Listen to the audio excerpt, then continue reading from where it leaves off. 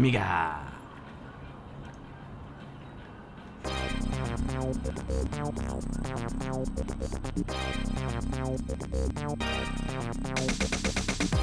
Yo, yo, yo, Sunday fun day back in effect. I know Comatron is pumped. Oh yeah, here we go. It's gonna be a great one today. Walker GR, what is up? Brother Bill in the house. Jost80, loving the thumbs up. Locust is here. What is up? I am Leg. Bobby Zeal, hello to you, Bobby. Zero Man 69, what is up? A good evening to you, Razor XG. SR Baker is here. Oh yeah, Arcade Ren, what is up? Arcade Ren, Air Yuri in the hot tub in the chat. Oh, nice, SR Baker in the jacuzzi. He's got his own hot tub. I dig. Yo, Razor XG, thank you so much for the 100 biddies. That is amazing. What's up, Amiga 1200 Gamer? Lars Media, how's it going? Toby 1976, what is up? Oh yeah, it's gonna be a good one. Stormman1, how's it going? Amigos Retro Gaming, how's it going? You're very interested in this demo? Nice, Amigos. Seth Lemon Amiga, a very good evening to you. Dave Test, it is going to be a fun day today. Ilhess, what is up? Arcade Ren, thank you for the host. Cobrian, what is up, my man? Comatron, yo. Comatron, congrats on your demo. First place winner. At Evoke, we're going to check out his demo later today. Andy Amiga 7, what is up? Oram, my man, is here. Gozella's here. Oh yeah, this is gonna be a great one. PXI, how's it going? Baltoth is all ready. Everyone is psyched, dude. Everyone is super psyched. It's not easy, trying to. This was a tricky one to get going, guys. So it's been a little bit stressful, but it's gonna go great. It's gonna be a great day. We have Manuel Jesus coming on. He is gonna show us a demo of the new Apollo OS. So we're going to have him on first. He's going to be with us for about an hour, and then I'm going to show you a new game, and we're going to do some Amiga news and chill out. Check out Comatron's demo. Check out DJ Nest's song. Tekka1893, thank you so much for the follow. SR Baker with the 200 biddies. Thank you so much, SR Baker. Thanks, everyone. I hope you're all psyched. This is going to be great. As you know, I always start the streams with a demo. This one is Master Control Program by Desire. Enjoy.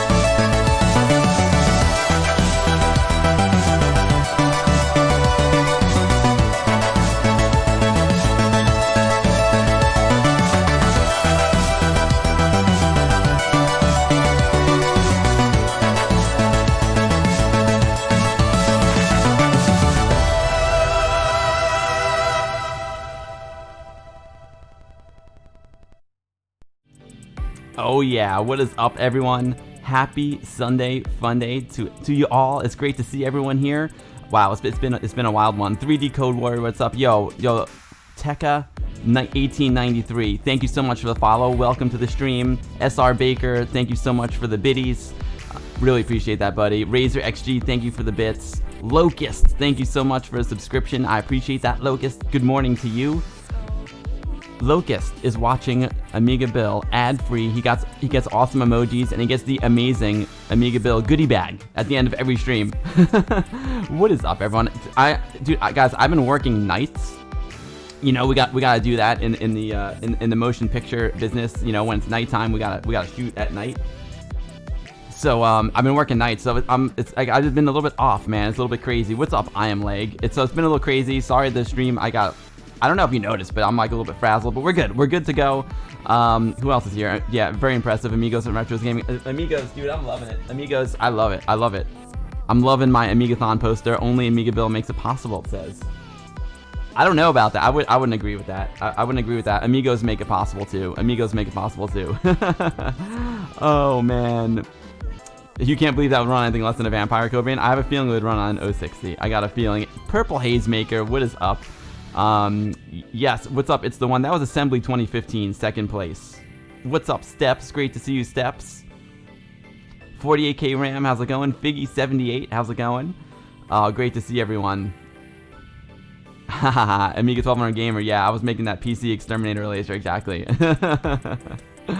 Oh man, Sep. Yeah, Sep. I had a lot of gigs this week. It was really good, man. Thank you, Sep Lemon Amiga. It felt great. It felt great to get my first gigs back since March 12th. It was awesome. So anyway, guys, today we have an awesome stream planned for you. We are gonna get a look at the Apollo OS. It's a brand new operating system. It's primarily designed for the Vampire V4. It's a fork. It's a fork of Aros operating system. Manny Jesus is coming on. He is a member of Westchester Amiga User Group. He's done many awesome Vampire demos for us at WOG, and he's going to give us an awesome Vampire demo today.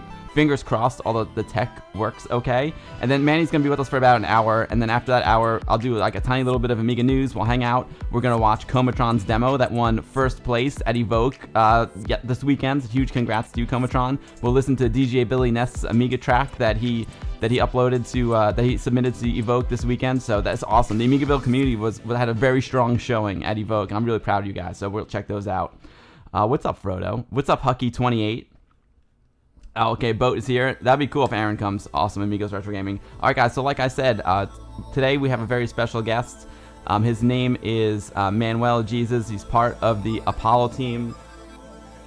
The Apollo team, as you know, makes the Vampire 68080 accelerator for the Amiga, and he's done many great demos for Westchester Amiga User Group. He is a key member of Westchester Amiga User Group, and today he's going to demo the new Apollo OS for us, as well as a bunch of other things. Let's see. Oh, Manny. Sorry, guys. Manny. It's so funny. Manny has got a plumber coming over, and I can see on the screen right now that the plumber is there, so I can talk to you guys for a second. I can calm down for a moment. Knee-high Spy, what is up? Edvin Helland, how's it going, Edvin Helland? Manny is just talking to his plumber right now. I can keep this going for a second. Duke Donuts has got a Vampire. Nice fragmentals too. I think also my microphone is like too far away. I gotta readjust here. Torque Live, thank you so much for the host. I appreciate it. I got my eye on Manny over there. I'm waiting for Manny to come by. What's up, Scott LaRock?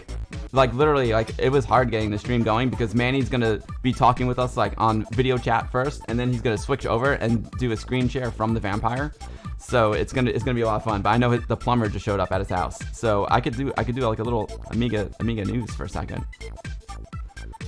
Let me take a yeah. Comatron did the music. Comatron did the music for the demo that one. But I mean, congrats, Comatron. That's freaking awesome. I didn't get my Vampire 4 yet, SR Baker, but I might be getting one soon. Your Vampire's excited, Toby? It's gonna be great. Retro Gaming Denmark, what is up? Thanks everyone for hanging out today. I thought I was gonna go right into Manny. However, he just had to step away for one moment. He said he'll be back in one moment.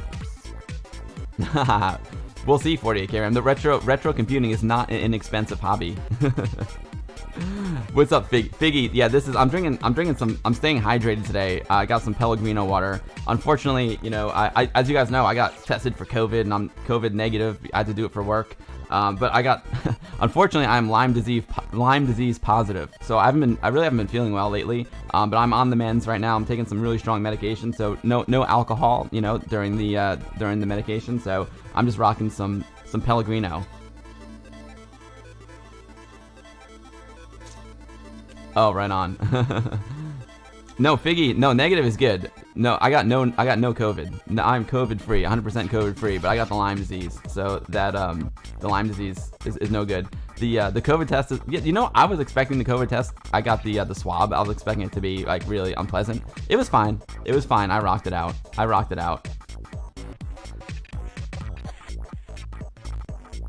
Zero Man, great question. So guys, today when Manny's gonna be coming back in like hopefully like a couple minutes, he was there ready to go, and then his doorbell rang.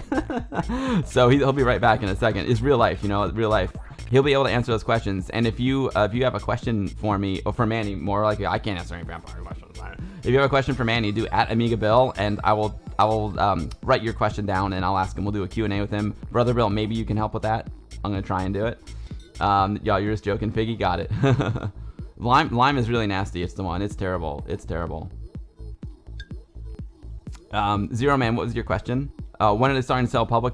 Well, you can buy the vampires now. You can buy them now. But you can ask Manny more about that when he comes on.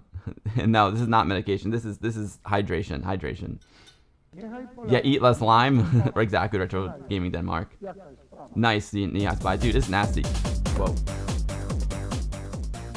Yo,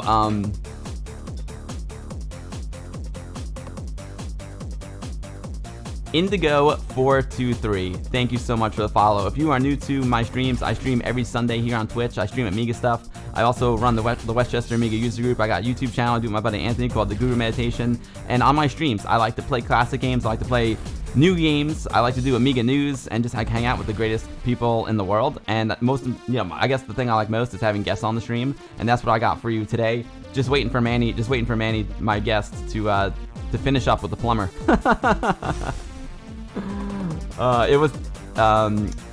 Thank you so much for the follow. SR Baker, yes, I got the bottom of the brain scraping test. I did. Ooh, I am Legs got the Apollo OS. Excellent. I got Cobra and I got the nasal one. Rectipete. Speaking of guests, Rectipete is in the chat. Rectipete was my guest last week, and we had a great Atari ST party. Atari ST Amiga party. It was awesome. Fragmental Stew, the Lyme disease is from a tick bite. Yes, it is from a tick bite. Little suckers. Sooksy Dooski, what's up, my man? Sooks, I downloaded the game. I got the game. I didn't install it yet, but I downloaded the game, so I'll be ready to play it soon. Great to see you, Sooks. Box of Crackers, thank you so much for the follow and welcome to the stream.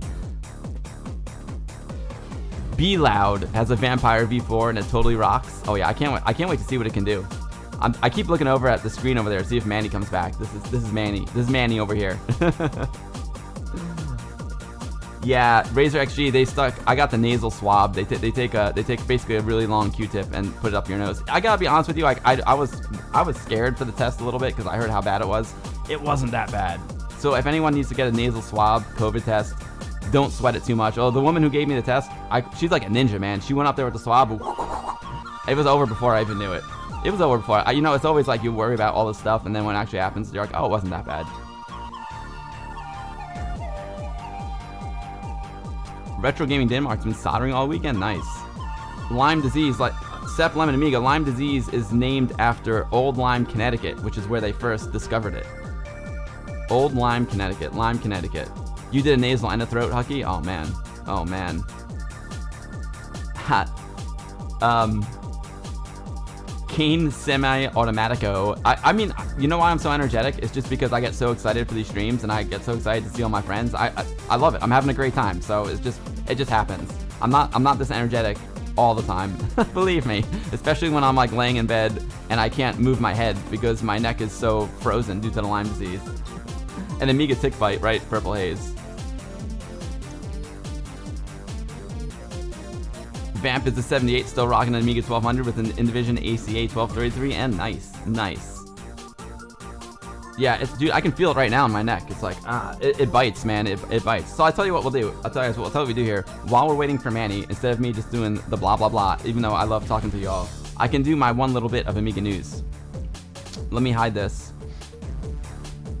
Let me go over here. And we're gonna play this game. There's not much Amiga news that happened. I've been like really focused on work this week, so I kind of been like out of the loop a little bit. But I was super lucky because Neil from Indie Retro News sent me a link, and Akira also dropped this link into my chat. There is a new Amiga game. It's an arcade quality port of Bobble, and it's a free download. Of course, anyone who subs to me or all my patrons, I'm gonna include it in the Amigaville goodie bag.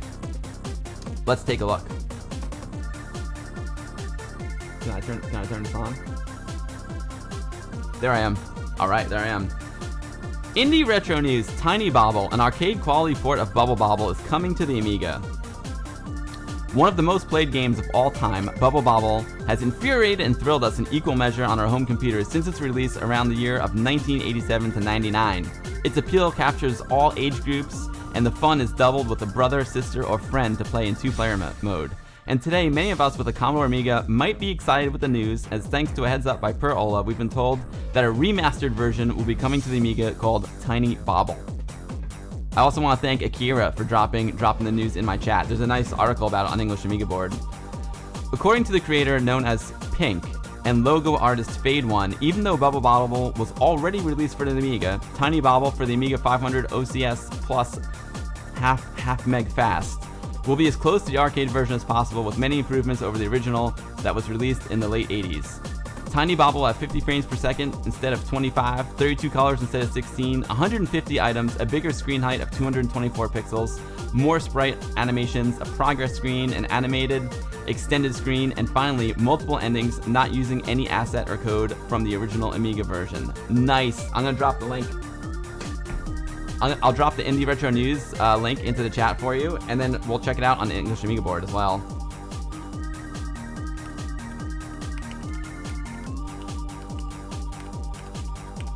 So huge thanks to Neil from Indie Retro News and Akira for this link. Let's go right to the source. Pink Abyss. I currently finished an arcade port of Bobble called Tiny Bobble. Nice. So check it out. Here's some improvements from the original game that you'll find in Tiny Bobble. 50 frames per second instead of 25.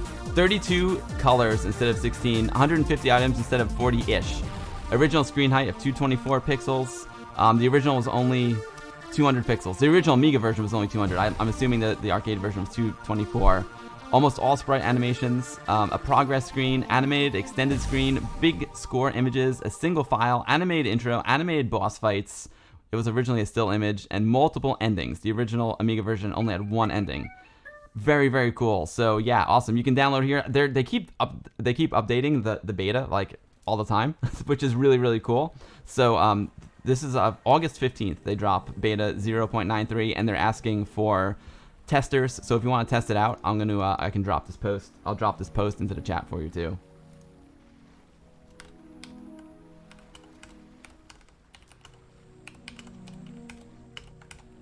Whoops. There's the link to Tiny Bobble and EAB. You can go download it, and it'll be a good time. I'm still waiting for Manny. So that was the main Amiga news of the week. And we're gonna play the game as soon as we're done with Manny. We're gonna play some Tiny Bobble, and I was going to show Comatron's demo as well as Comatron's demo and DJ Ness music. I was going to show him after Manny, but right now, so guys, what I'm doing is right now I'm stalling because Manny is dealing with a plumber. My guest, Manny Jesus, is going to be coming on any moment to show us the Vampire, Apollo OS and the Vampire V4. But a plumber just rang his doorbell. I'm stalling here, guys. I'm stalling. Sfinto77, cool arcade ports by Abyss, and they keep getting better. Nice. Let's see. Let me catch up on the chat here.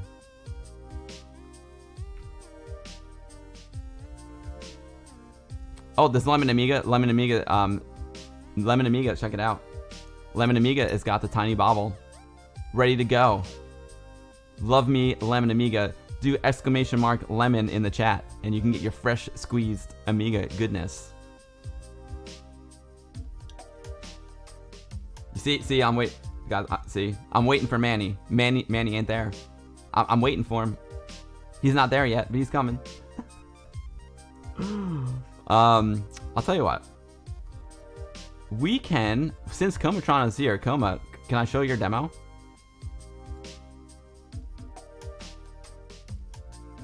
Oh, Arcade Ren, you've been playing the Tiny Bobbles weekend. It's awesome. I've been working all week, so I haven't had time to play it. All I have is the news article from Indie Retro News and the links from Akira, so I'm psyched. You're excited about the ZX Speccy next? Nice 48K RAM. Yo, 3D Code Warrior. Thank you so much for the 512 bits, 512K of RAM, standard on the Amiga 500 computer. Love it. Thank you, 3D Code Warrior. That's super kind of you. Thank you.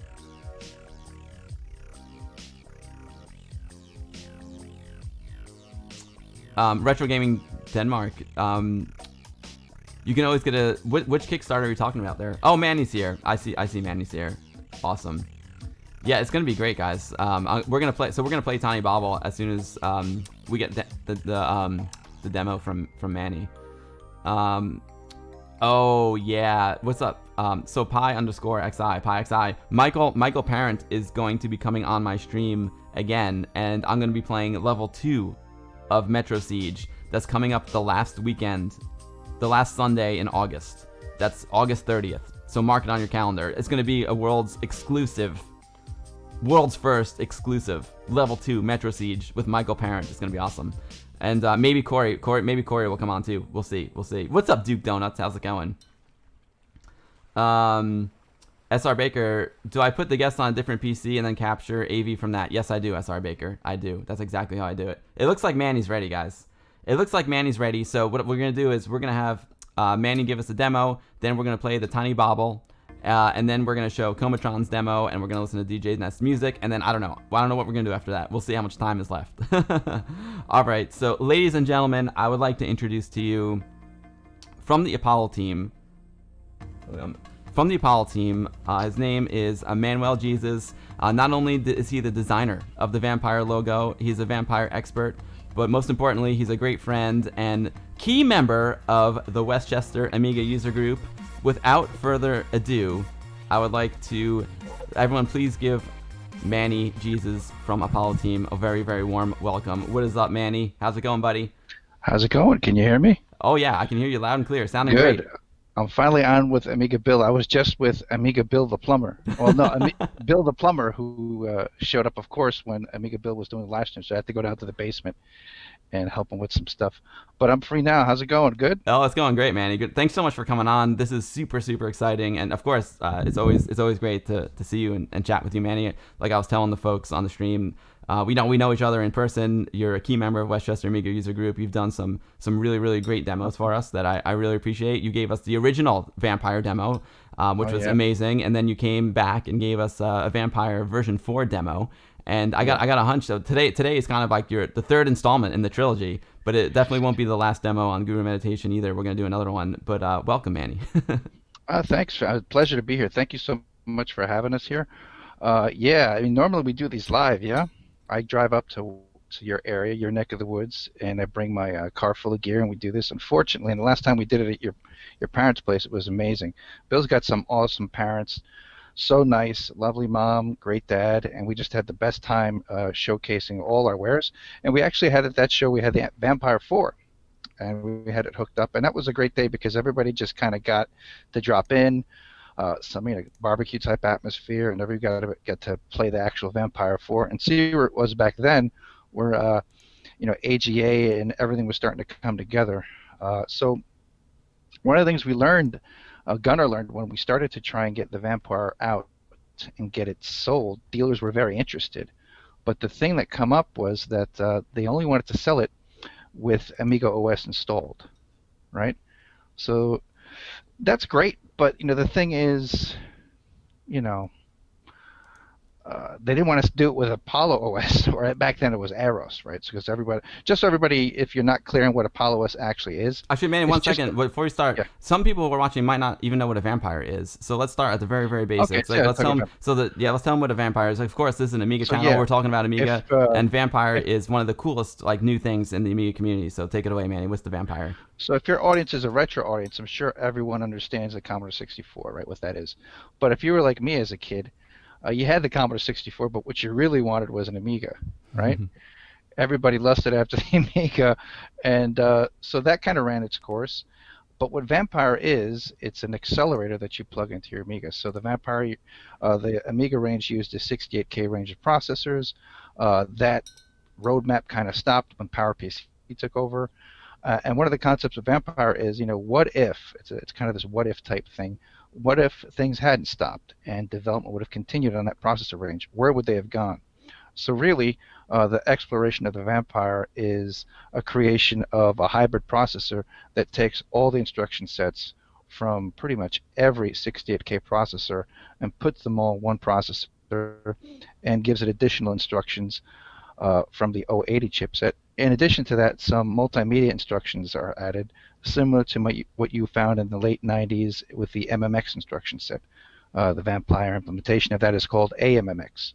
So in its attempt to respect the lineage of Motorola 68 processors and kind of update things and bring it forward with the paramount goal of maintaining compatibility, right? And this is achieved by including all the instruction sets from all the processors. So that's a device you plug into your classic Amiga, and over the years, that kind of evolved into a standalone product. So once you've got the actual processor created, Gunnar, the main designer of Apollo team, he is a processor designer by day, and so he was working on recreating the Amiga chipset by night. Well, I can tell you now that he's doing this full time, and with the Vampire 4 product, things have moved from an accelerator upgrade for your classic systems to a standalone product.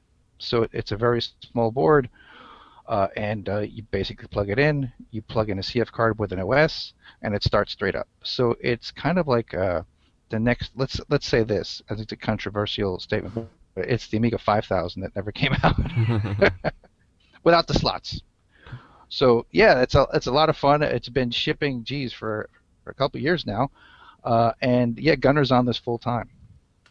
That's awesome. Yeah, like one of the cool things about Amiga is tricking out your Amiga, upgrading it, and it just blows your mind. So, for example, like if you have an Amiga 500, right? There's no way in heck like the Amiga 500 could ever play like AGA demos. The latest AGA Black Lotus demo. Normally you need like an 060, Right. which are quite expensive these days, and they're old.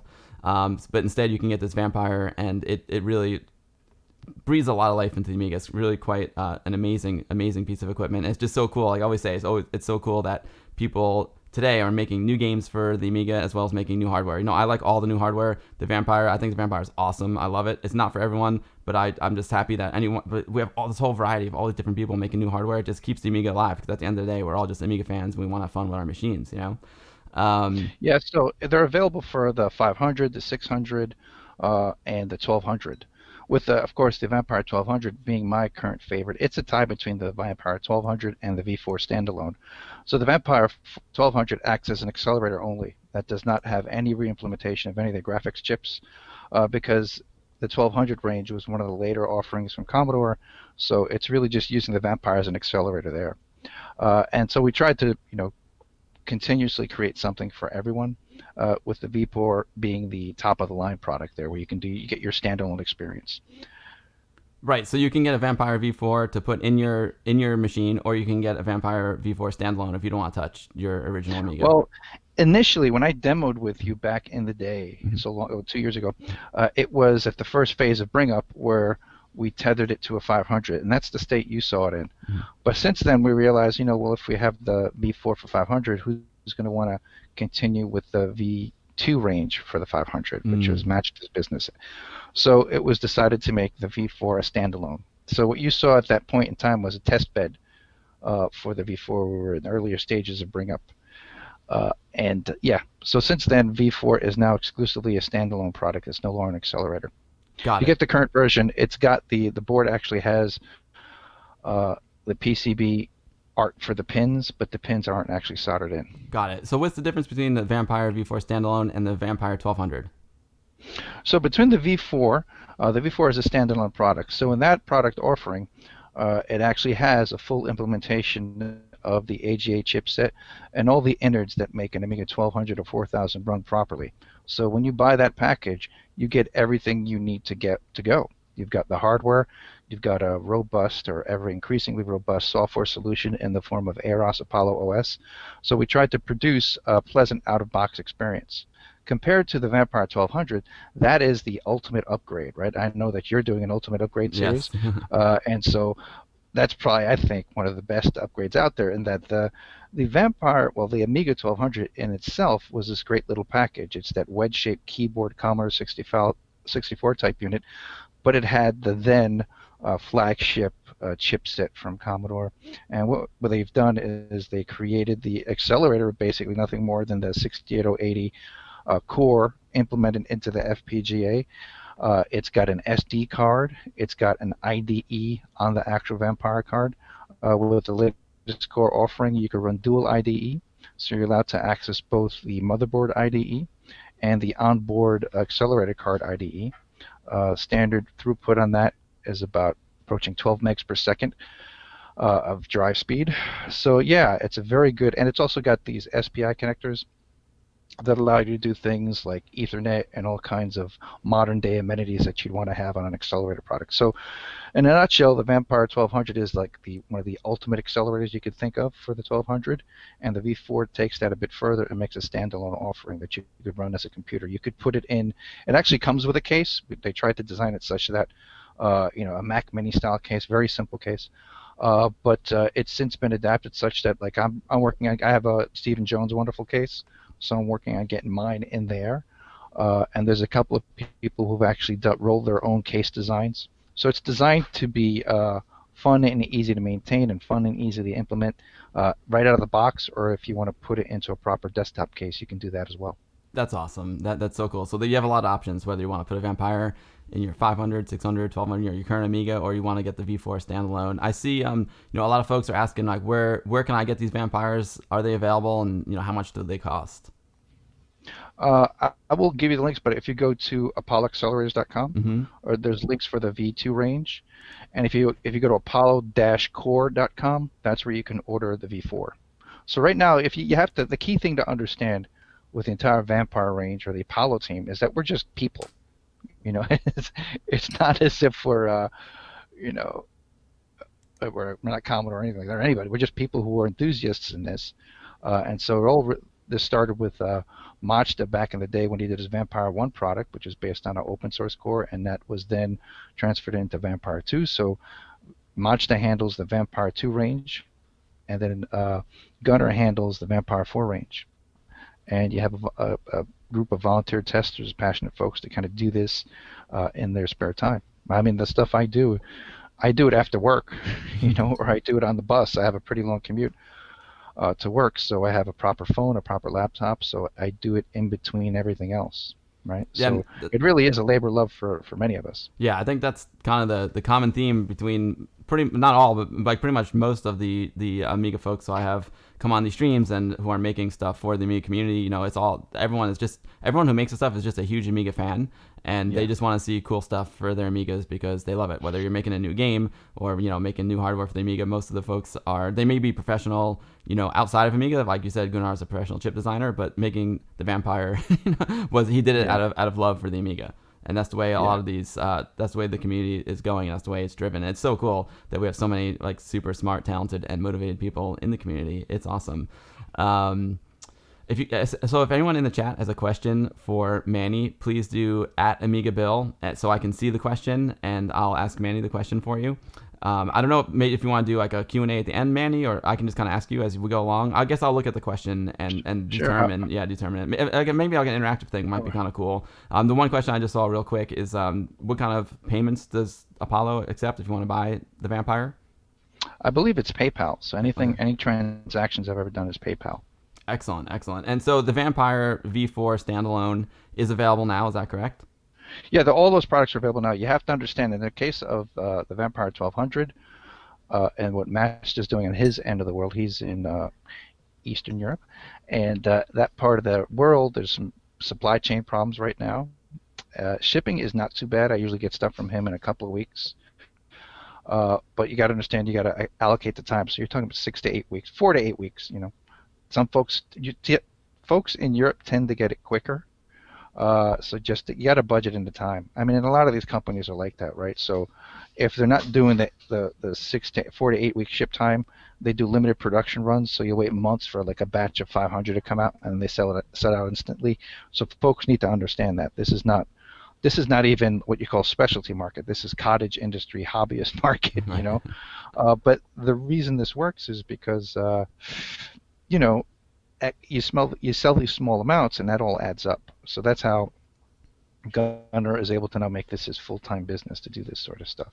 That's pretty awesome. That's So his there's full-time enough, business now. yeah, there's enough business there that a lone wolf, so to speak, can actually do the work. That's awesome. That's awesome. I see we got a lot of vampire fans and owners in the chat, Manny. So if you don't have any questions right now, folks, I think Manny, like, you want to show us what you got. So basically the thing that that kind of inspired me to invite you on the stream today. We've been talking offline, of course, about getting together in person as well. But I saw the Apollo OS drop, and I had never heard of Apollo OS, and I was like, this is something new and interesting, and I know nothing about it, and I'd like to learn about it. So instead of talking to Manny about it offline, like, why don't I just have him on, and he can share his knowledge with everyone. And Amiga 1200 Gamer's got a great question to kind of, why don't you tell us what the Apollo OS is, and how is it different than the Vampire OS, and how is it different from Aros, and what Aros is? A lot of questions there. Okay, there's like 6 questions. Sorry. That's okay. So the thing is, with Apollo OS, it really started out as Aros. It really started out with one fellow in the group by the name of Cotter. I don't know if you're familiar with the Pedro Cotter. Cotter. Yeah, Pedro Cotter.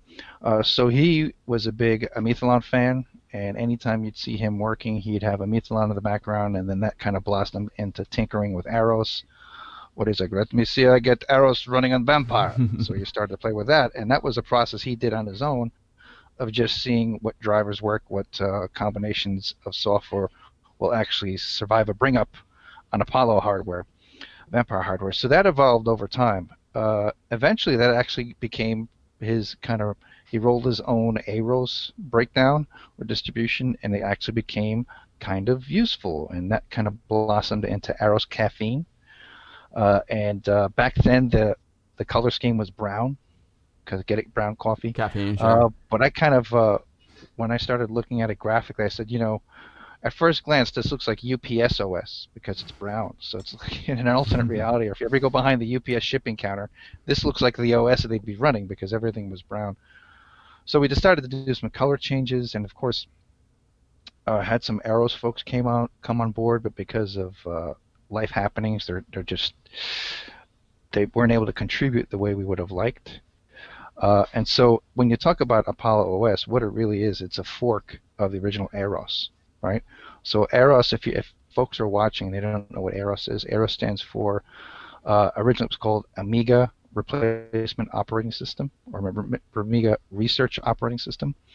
And what that is an attempt to take the classic Amiga 68K 3.x software and get it running on commodity PCs.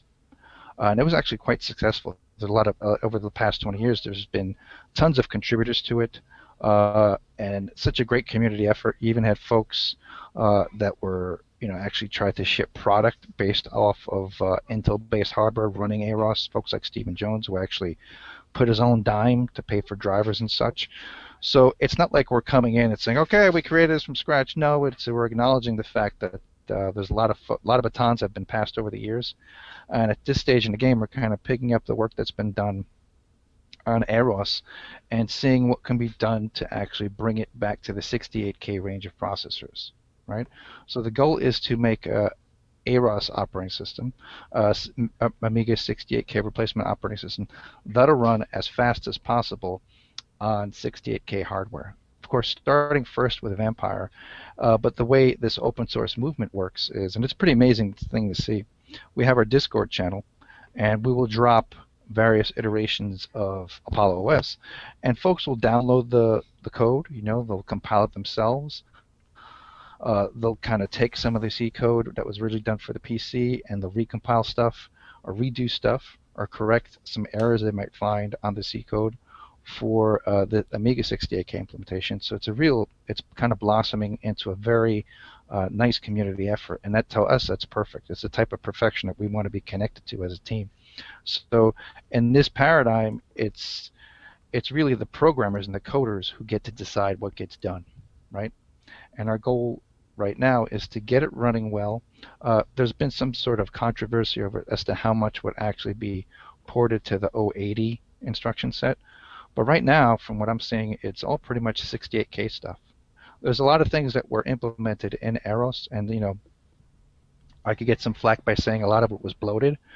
In the context of what was done in PC, it really wasn't bloated because for Eros to work on a PC, you had to address lots of different types of hardwares, lots of different types of implementations and versions of it.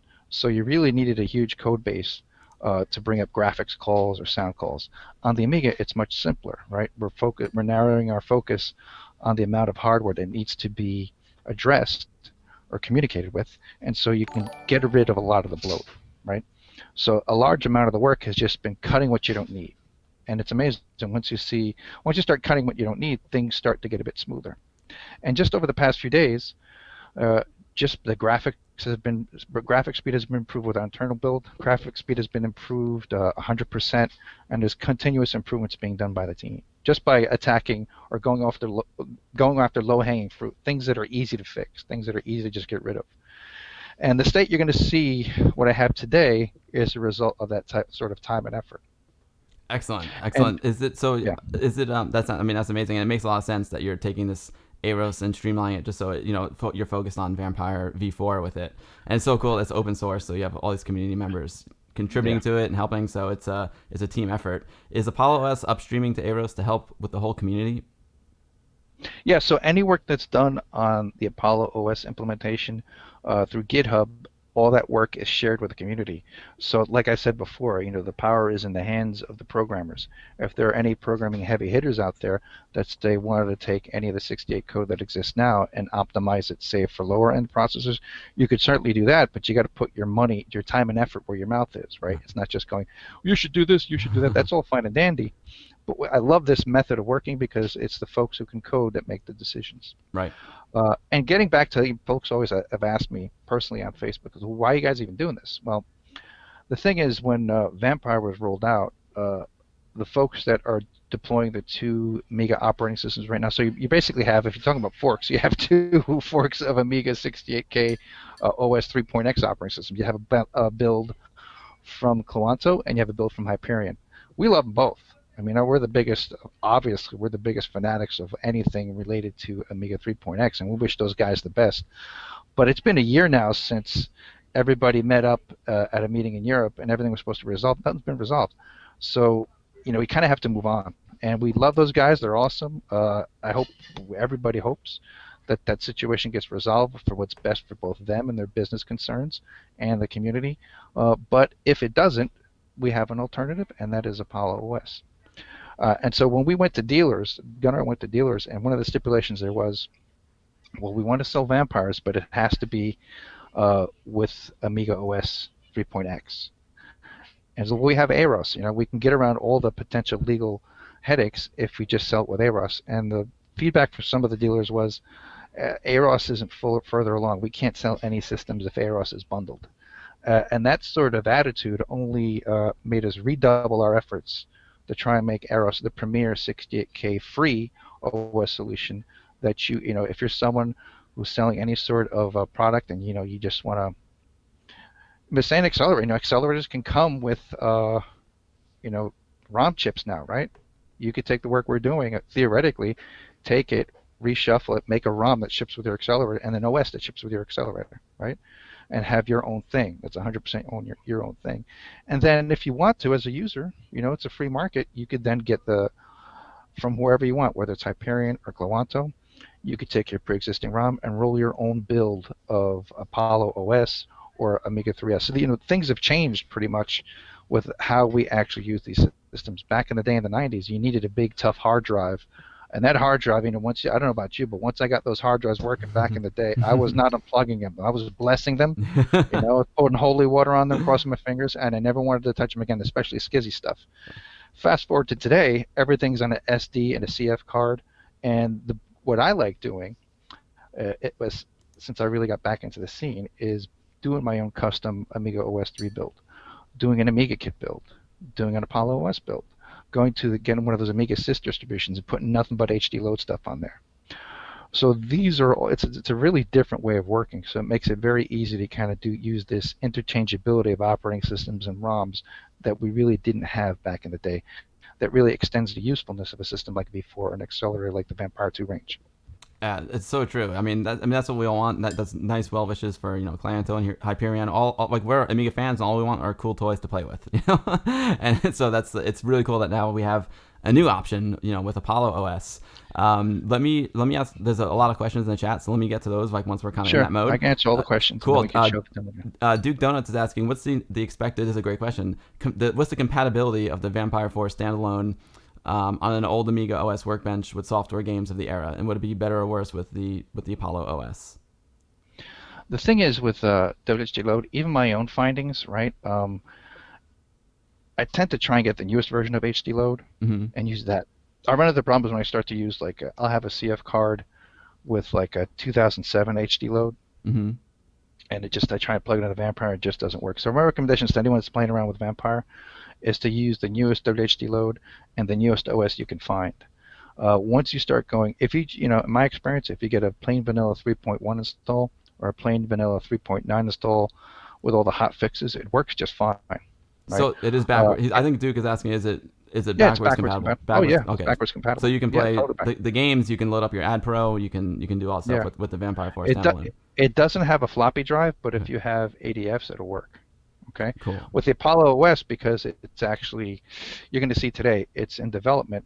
There's a lot of things that don't work, but more things are being done right than wrong every day, and you'll see that here. So we have a pack of about 50 games that worked, and we found that any games that don't, because we're using the Eros ROM throughout. So through experimentation, we realized when game doesn't work with the Eros game, you can pretty much drag and drop via the SD card system. You could plug in an SD card. You say if you have two Vampire systems, you can go and drag and drop the HD loads onto an SD card, bring them over to the V4, bring over the ROMs, the Amiga ROMs, and the game will work. But what we tried to do, to not step anybody's toes with the Apollo OS, is put a bunch of abandonware games on there, and games that we knew were working, so you can get a pleasant experience just to go. And then, when you buy the V4, you've got the Apollo experience. You can stick with that. You could extend the actual hard drive partition and use it further. Or if you want, you can, roll your own OS or stick your OS 3.9 in there. The way it works is when the Apollo OS ROM boots, if you have an SD card in the SD card slot with any 3.x ROM labeled as kick.rom, it'll boot into that kickstart. Oh, wow. And so then if you have your 3.9 installed, it works pretty seamlessly. That's awesome. So that's really incredible. So you basically answered me 1,200 gamers there. So you can use the Eros Kickstart replacement ROM, or you can still use, it's either or. The original ROMs, the 3.x ROMs, are not required. Right. It's just and of course, there's going to be quirkiness that are core to core. You might have quirkiness that sometimes will fix one thing in one core, and then you go to the next iteration of the core, and the game will start to develop glitches. So it's a minus and a plus with FPGA development. The big plus is continuous improvement. Whereas if you get an accelerator that's locked and using a certain chip, you can't really improve. You have to do another revision of the board, and that's a hardware revision. Here, where we could essentially do software coding, high-level software coding that then rewrites the hardware synthesis for the actual implementation of the hardware, and you basically get a hardware upgrade and a download by flashing a core. So to me, that's the biggest benefit. Yeah, that's awesome. Walker's asking, is the Apollo OS GitHub ready to be compiled, or are there issues? As far as I know, it's ready to be compiled on Discord. I see people downloading it and compiling it. I myself was able to get a partial bring up on a 4000. So if I look over here to my left, I have my 4000 from back in the day. It's got the toaster stickers on it. Nice. And just by farting around with the startup sequence, I was able to get a partial bring up. But I've seen other folks on Discord, just based on their knowledge of Eros and Amiga OS, they've been able to get it to booting up where it looks like something like an early 3.1 install where you have the 4-color workbench. Right. So no graphics drivers, no Picasso drivers loaded or anything there, or none of the Aros drivers loaded. Uh, and it's there. So again, the potential is there for anyone who's an expert coder to roll their own version for lower spec Amigas to have fun with it. That's And that's the awesome. intent. That's Yeah. so cool. So yeah, it's lots of options. Hmm. Roar's asking, is the Vampire V4 around the same power as the original PlayStation? Good question. The thing is, I think it's actually in terms of raw processing speed. I think it's a little bit more. I got to speak to Gunnar on that. We've had these conversations internally. We've done 3D demos. We did mock-ups for some 3D PlayStation-looking games, but there's only so many fish you can fry Right. in the day. But theoretically, it is possible to get some pretty good performance out of it. AMMX can do it, but some of the guys were writing up 3D routines that can actually be run on AMMX and doing some demos. But that's another rabbit hole, man. It's hard to do that. But I want to see that. That'd be awesome. processing power is there, but you have to understand with PlayStation, based on my knowledge of it, had a lot of things going for it. Number one was the hardware. Number two were the software libraries that allowed easy access to the hardware and easy coding, right? So although theoretically Vampire is powerful, you need a lot of time creating some sort of 3D interface for the 080 processor and the AMMX, and it'd be a huge time sink to do it. Excellent. Thank you, Manny. Yo, K Notine, thank you so much for the follow. Appreciate that.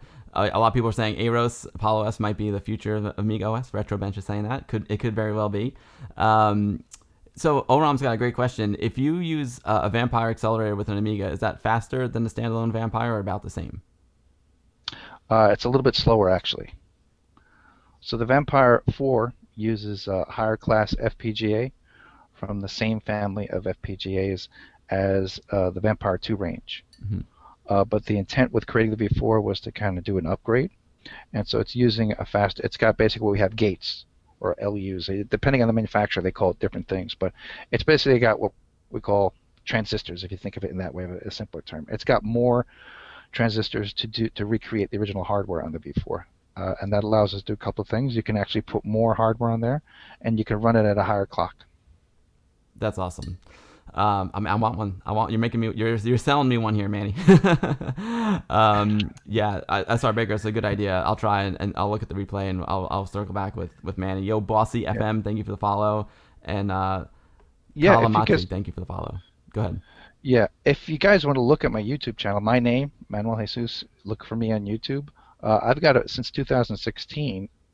What you see there is it's kind of documentation, computer archaeology, if you want to call that, of me as I've owned a Vampire testing stuff. So a lot of those timestamps are like 2 in the morning when those things are uploaded. Guess the only time I have to play around with that. But you'll see things like I'm doing Mac emulation. I'm doing things like loading. I took a YouTube video and I converted it to frames and I loaded it into the Vampire 4, which has 12 megs of chip RAM. Which is the graphics RAM that allows animations to be done. So I'm able to pay back 10 seconds of full motion video at ham 8 screen, which is 262,000 colors, and play it back in Deluxe Paint.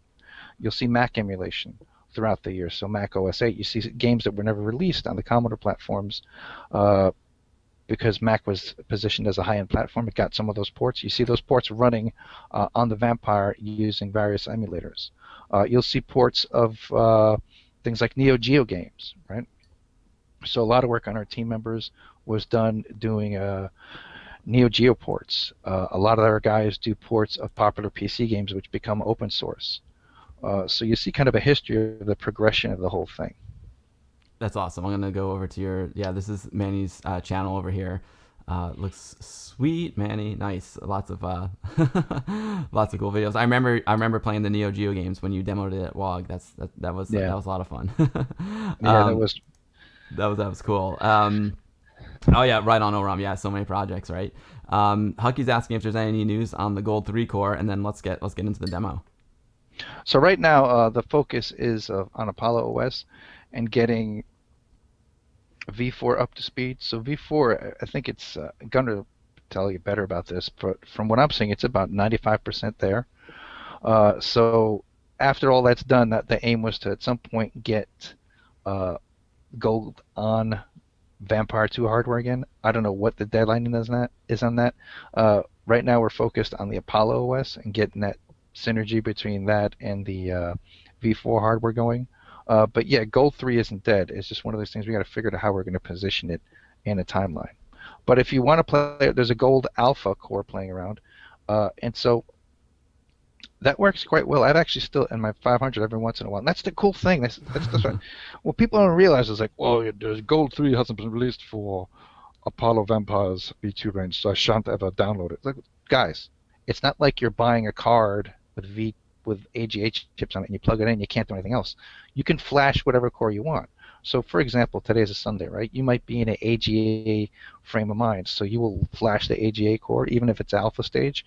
You play a bunch of games, and then when you want to go back to your Gold 2.1 status, you can flash back. That to me is amazing that I can do that, right? So it's a programmable upgrade for the V2 range.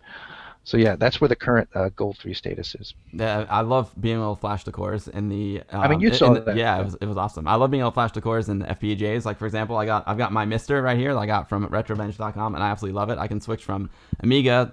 Last week I was switching between Amiga and Atari ST. I can fire up my Atari 100. There's so many different cores you can flash it with. It's such a cool feature of the FPGAs, which leads me to my next question from Retro Gaming Denmark. Does the Apollo team see the Mister as a competitor? No, we see it as we have all that stuff. So I mean, you guys are fans too. We're like we're as holishly crazy fanboys who have all this stuff. So we have the Mister, we have warps, we have terrible fire stuff. We want to see what other folks are doing, but we also want to see how our stuff compares in relation to, and how we can all kind of work together to bring the whole community up. So yeah, I have a Mister, and it's kind of a big rabbit hole, man, because if I start going crazy with it, I have the Stephen Jones case, so I sit on my commute to and for work. I will sit and sketch. Well, how can I get the Vampire 1200 rig I have, the Mister, the V4, like Retro Man Cave kind of did something like that, but basically make the ultimate retro machine, but all based off of Stephen Jones case. And you could do that with 3D printing. And Amiga users are used to having multiple inputs, but that's the part of the fun of it. I have a 2000 here that has a vampire, so I call it the Franken Vampire because it was made back during the Kipper era. Kipper was one of the original hardware developers that worked in conjunction with Mazda, and back then the concept was you would have Mazda rolling out boards in Europe, and then Kipper would roll out boards in North America. But they had a falling out, and but the thing was, Kipper is he would make these boards that were just like test boards, and then he would, if you're willing to take the risk, he would sell them to you. So I got a board that has, it's like I call it the Franken Vampire because it's got capacitors are missing. I don't think some of them are the right values, but it works, and it's basically soldered into a CPU slot card that fits in the actual Amiga 2000 CPU slot. And for the longest time, it stopped flashing. I wasn't able to get it to flash to a newer core anymore, and I figured it's because some of the caps were missing. But I started building this 2000 that basically has single board computers. So I got a Core 2 Duo single board computer. And if for folks who know what that is the Amiga 2000 design was really an industrial-based PC. It was designed to put in industrial video or professional video environments. So it's bristling with PC slots. It turns out modern-day factories, CNC, assembly lines use this same system to take PCs on a card and put them in pre-existing control unit PCs on an assembly line or whatever. So you can pick those up on eBay. They're pretty cheap, and that puts a Windows 10 PC in your Amiga 2000. That's incredible. So for the longest time, I couldn't get this Franken Vampire to flash, but once I connected it to the SBC card, it kind of brought it back to life. So it's a lot of fun, especially when you get into the big box Amigas and finding ways to put these vampires in there. That's awesome. And that's what it's all about, man. It's all about experimenting, having fun, having different configurations, pimping your Amiga the way you want. Personally, I'm not looking at it from your perspective, but as a user's perspective, I see the Vampire and the Mister. I've got a Mister as two completely different things. The Mister is basically an 020 speed, so it's basically emulating like an Amiga 1200. Not Amiga. Well, it's running an Amiga 1200. And I think of the Vampire as like an accelerator supercharged Amiga, which is so I think they're almost like two. They're not really competitors in my Yeah, I book. don't think. I mean, there's a lot of overlap with what they can do, but when you look at the Vampire, it's about documentation of the original AGA chipset and extension of it, right? Really paying respect to the 68K range and to the legacy of all the Amiga hardware engineers, and picking up the baton and continue it and seeing what could have been, right? So it's kind of I call it the alternate reality computer. If you could add one feature of the Vampire that's not available, what would that one feature be? 3D, Nice. Oh man. 3D. Do you think that's coming down the Because pike? like we said before, CPU wise, if you look at integer and FPU instructions, talked to Gunnar about this, but I believe he said we're on par more than the original PlayStation 1, but you need some sort of dedicated 3D hardware, right? And really, Gunnar said like with the right coding and support, you can get 3D on the Vampire right now that exceeds PlayStation 1, Wow. right? But that's a huge time sink. That's all So, done through the creative coding. yeah, that's Versus all hardware between versus raw hardware power. expertise. Yeah. Just you need expertise. I mean, you got folks in our team, they're not even using C, they're doing straight assembly code. And they're like debugging. Well, if you just code it right the first time, why do you need to debug? Right. So, Well, the I think level all of, coding needs a little debugging, but yeah, I don't know. Especially if I'm doing it. yeah, You have to I wait couldn't 4 even years. I couldn't even code by typing the program in from the back of the magazines back then. I couldn't do that right. Right. Figgy's asking, can you compile in Hollywood MAL for this Aros fork? Don't quote me on this, but I have seen Cotter mention that Hollywood stuff works on it. Very cool. Duke is saying the PlayStation did have the GT, which was a game changer for 3D, the GTE card. All right, well, Manny, if there's not any more questions, we can still ask questions as we go along. And if you do add Amiga Bill, it'll be a little bit easier for me to see them. If I missed your question, just do it again. I think that. So all right. If anyone has, yeah. What I'm going to do is I'm going to send that meeting that we were talking about before. We're gonna do So we're gonna do a live meeting link. switch here. So Manny, what's gonna happen here? So right now Manny and I are just chatting, like regular video chat. But now we're gonna connect to his machine that's got the Vampire in it. So he's taking the output of the Vampire and putting it into a video capture card so we can see what the Vampire is up to. So he's gonna send me a meeting link, and we're gonna try. Hopefully this works. We're gonna hot swap on the fly here. Manny, we go. This is ghetto rigged, as we say in this part of the world. Yeah, I'm gonna switch over to just me. So if anything personal pops up on the screen, we're safe and sound, like Zoom meeting links. All right, I'm gonna minimize you here. Perfect. Now, Manny, I guess you know what? Let's just close the Facebook video chat and Okay. go over to the All Zoom. right. So there'll be less conflict that way. Okay. All right.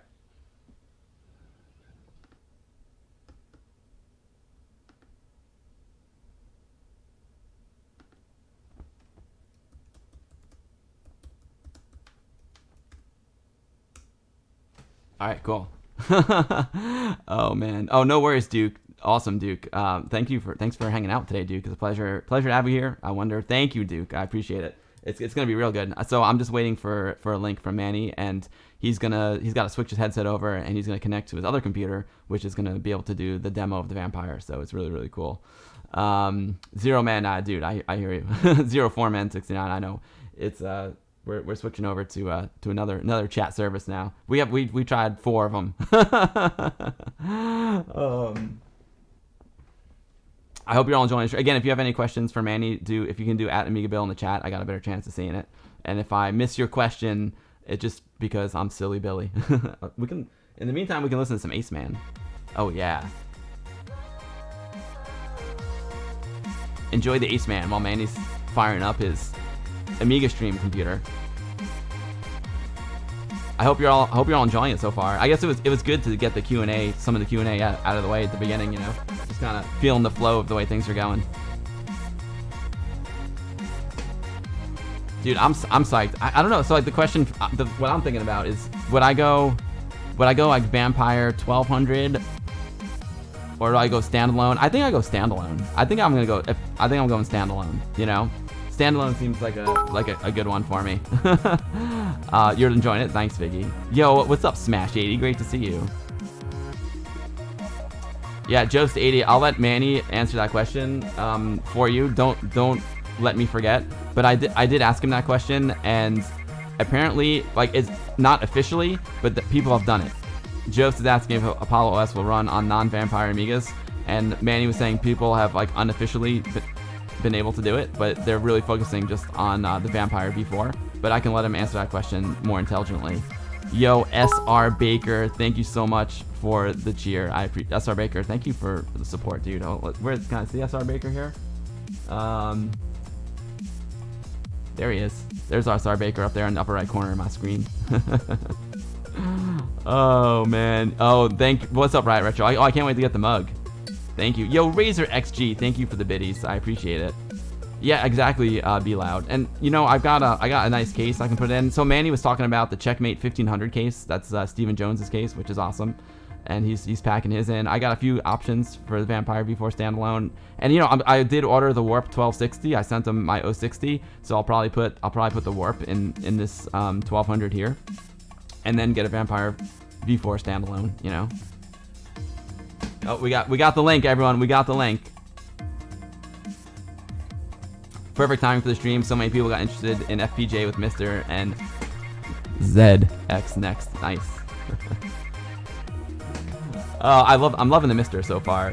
Maya82. Maya, thank you so much for the subscription. Not only does Maya subscribe here, but she's also a VIP there with SR Baker over on my Patreon. Maya, thank you so much for the support. Hope you're enjoying the stream. We're going to see some games. Say hi to Sister Maya for me. Yeah, I didn't miss you this time. That's awesome. Thank you everyone for watching today. This is a lot of fun.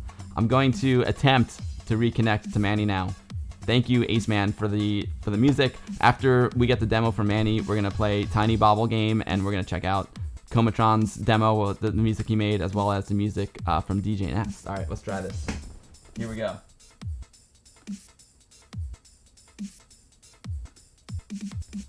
I'm glad I bought Zoom stock before the pandemic.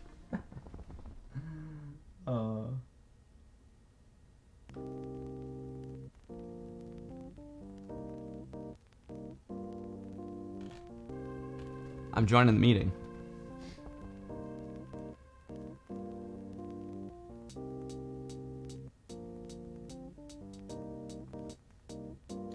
Here we go. It looks like we're in. It looks like we're in. Thank you, Ace Man, for the tunes. Let's see. Excellent.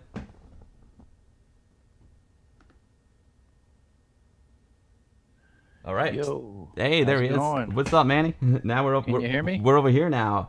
Holy crap! I hear you. Test one. Give me one little test there. How's it going? There you go. Excellent. So, guys, I'm gonna put Manny full screen so you can see the Apollo OS better. If my ugly mug gets in the way, well, look at that. Look at that. Hold on. If my ugly mug gets in the way, I'm just gonna turn myself off because I don't want to block anything that Manny's showing us. No, good thing I didn't buy a TikTok stock. All right, so awesome. Let me pull up the chat here. Okay, cool. I'm rocking and rolling. All right, Manny. So tell us what we're looking at here. So this is a redress of Eros. I made a horrible comment today on the internet. It says someone says, "Yeah, it's looking pretty good." It says, "Yeah, but right now it's like putting lipstick on a pig." Not to defile anything that was done on Eros, but yeah, I mean it was great. What was great on PC. It ran great on PC. That's a completely different animal than trying to run things on a 68K range processor. So one of the first things we tried to do over time is to, when the first out-of-box experience occurs with a user, you want it to feel like, again, that whole continuation of what the Amiga guys had done back in the day, or the whole continuation of Commodore, not something different, not a PC experience. So one of the first things we did in our redress, going from Caffeine to Apollo OS, was to bring the color scheme back to something like was being done in the late 90s with the OS 3.x color scheme. So the cooler style grays and the cooler style icons, you see a lot of blues, with the warm colors being accents, right? So we chose this color scheme. The logo was designed, if you look at the Apollo OS logo, you can see it's got the Vampire logo embedded in it. So there's some basically, you see that it's coming from Vampire, and the flame is basically, we're passing the torch. We're continuing the flame, right? Where the baton has been passed to us, or we picked it up, and so we want to keep the flame alive. So that's where that comes from. Nice, nice. Lady And A, so thank you so graphic, much for the raid. I appreciate it, Lady A. Thank you. Sorry to interrupt, Manny. I just got raided from another great streamer. I just wanted to say thank you, DJ great. Billy Ness. I'm also keeping, guys. Don't worry, I'm keeping my face nice and small. I'm not gonna block anything. So like proof that this is running on a Vampire. Okay, so we'll come here. We have this dock on the left here. Some of the hardware features. If I come here, just to show what this is, we'll call this. We'll do the classic show config. So if you've ever seen any of my YouTube videos, wrong keyboard. I have like 4 keyboards on my desk, so bear with me. I love the new look. Black and red is my color of choice, Manny. I love the black and red Guru Yeah, that's a meditation. good color Yeah. scheme. I had one. I used to work with a designer, so everything he did was black, white, and red color scheme, and it works. Simple. The blue, I tell you, the blue pop's nice too. It's a really nice so looking. that creates a little contrast. It's a really nice looking OS. I'm digging it. Okay.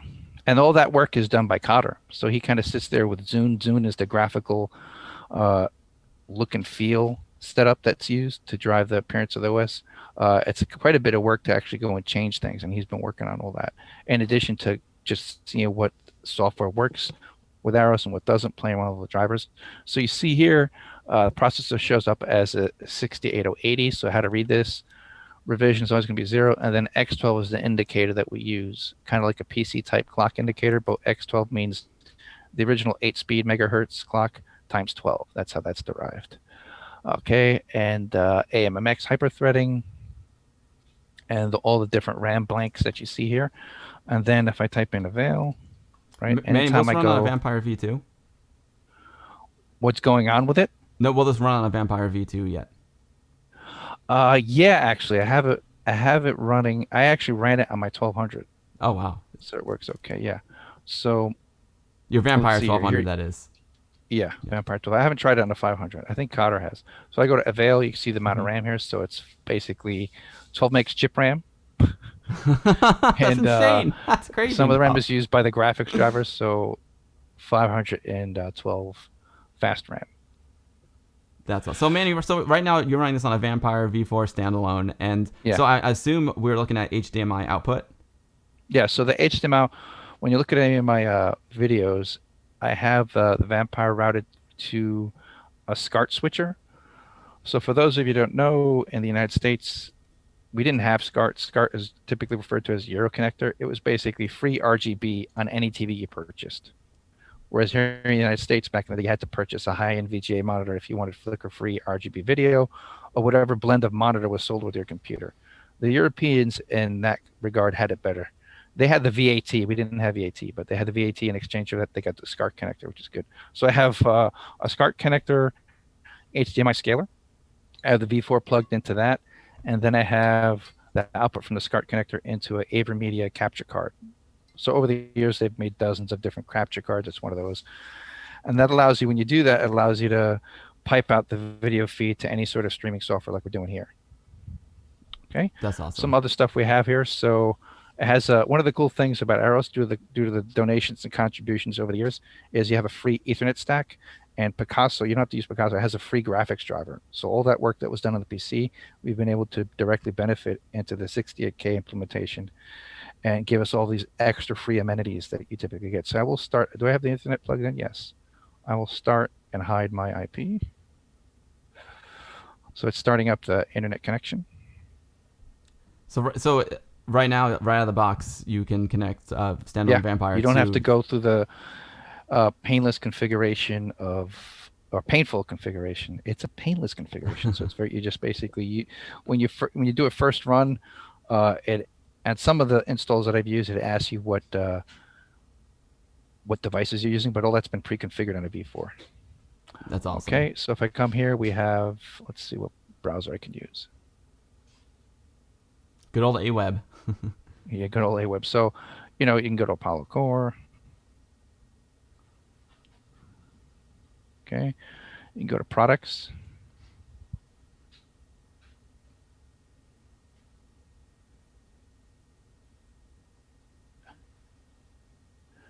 Right, you can go here to Aminet. So this is when you're doing the Vampire setup, you almost always go into Aminet to download that and demo sites. Of So anywhere course. you have demos. I'll be on Demo Zoo and Poet all the time. Yeah. And so that's that. And close that out. And there's eyebrows in here somewhere as well. Very When I come cool. here to work, we're talking about media type stuff here. So if I go here to Internets folder, and let's see, radio streams. So this will play streaming radio. Oh, wow. I'm just going to do 10-second bursts for copyright stuff.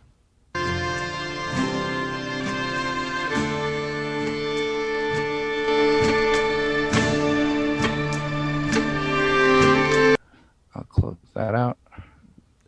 That's awesome. So that's the same. Those are the same streaming radio services that you would tune into with your iTunes or your modern. Yeah. Yep. That's awesome. And so, and racks walking out of cheese. If I drop dead, I'll be hard to replace. Hardly get Go ahead. Sorry about that. No worries. So what kind of audio are we getting out of the Vampire here? You know, the Amiga was 4-channel, Paul chip. What kind of sound are we getting? You know, full CD quality, 44.1. Are we getting Right now, I that believe quality? it's using 14-bit oversampled sound. Cool. But the hardware implementation and the Vampire uses the Pamela sound chip, which is capable of 8 16-bit channels. And on the 3.x version of things, there is a version by one of our developers who's working on Milky Tracker. Mm-hmm. Oh, Milky's great. I use it on my regular PC too. Yeah, there's one of my videos where it's actually using the 16-bit Pamela sound. Pamela, I love it. Yeah, so that was one thing. You know, I always wanted. It was a baffling thing with Commodore. So they didn't upgrade the sound chip, and it seemed like everybody, by the time they were at their last legs, it was so easy to put a new sound chip. That seemed like the easiest thing to upgrade, and they never did it. So I was always baffled by that. Yeah, it's very weird that it was basically the same chip from the Amiga 1000 through 4000. Yeah, it's funny with all the sound chips they had internally, right? I always wondered about this. Why didn't they just take the SID chip and the Pola 8-bit? And then just make a sound card and sell it for PCs. I don't know why they wouldn't do that. But Walker's asking, what's the speed difference between Apollo OS, Coffin OS, and the latest OS 3.1? Well, the biggest speed difference when you look at this sort of stuff, and I'll do some AIBB stuff, and you can look at it, are the graphics routines. Mm-hmm. So the Aeros graphics routines compared to the 3.x graphics routines are going to be slower. But in the past couple of days, that's been fixed. I saw an update that speed's been increased to 100%. So we'll see how that works. That I don't think I might actually have that version. If that was implemented in the build I downloaded this morning, you might see some quick results from YouTube videos. But that's the media stuff, right? So if I go here to what other stuff, can it play mods? Oh, we gotta play some mods, man. We gotta play the new DJ Nest mod. I'll be playing that later. DJ Nest is one of my is a huge supporter, awesome dude, and a key member of the Vintage Computer Society of Athens. Thank you, Vit Zombie, for the follow. Appreciate it, Vit Zombie. Thank you, and 3D Code Warrior. Thank you for gifting the sub to Lady A. Appreciate that very much. She's well deserving of that sub. Thank you, 3D Code Warrior. Oh, this is playing.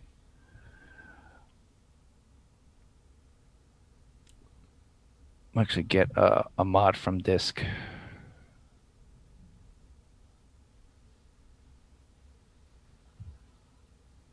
You can turn the volume pretty far down, out to the left, because it comes in much stronger than your voice.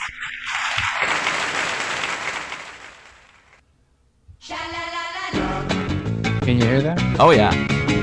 Yeah. So Connor put together a nice collection of rich sounding mods. None of that early blinky blonky mouth sound. A lot of good piece of samples. So that's that. And if I want to close this. So you're using Deli Tracker there, which is a standard mod player. Yeah. I see you've got a few other programs to play mod files. Of course, you could probably use Pro Tracker. Oh, there's Amiga Amp. Excellent. Amiga Amp, right? Is Amiga 1200 Gamers asking, does Apollo S use Directory Opus 5 as the default file manager? Yeah, I believe it's using either 4 or 5. It also uses Wanderer for the desktop interface. Right now it's using Opus. Come here. Let's see. I want to use stuff that's not going to get us in jails. Let me see here. Yes, please. Twitch is coming down on people lately too. Luckash might not give us a hard time. Luckash is a Let's good use an obscure Amiga game soundtrack. Luckash is a good dude, man. Love his stuff too. Oh, Genetic Species, the game. Yeah.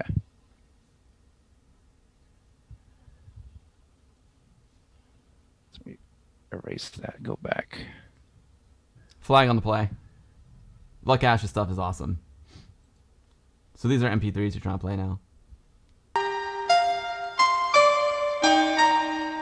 I won't go more than 10 seconds. But you see it. Sounds really good. At least Luck Ash, I know I can beg for forgiveness. So that was only 9 seconds, though, so hopefully won't be any sort of issue with that. And then pictures. If I come here. He's awesome, Fragment. Just all the things you do when you first get an OS and, your wife's saying, come do this. All of a sudden the honey-do list comes in hard and there's a million things for you to do.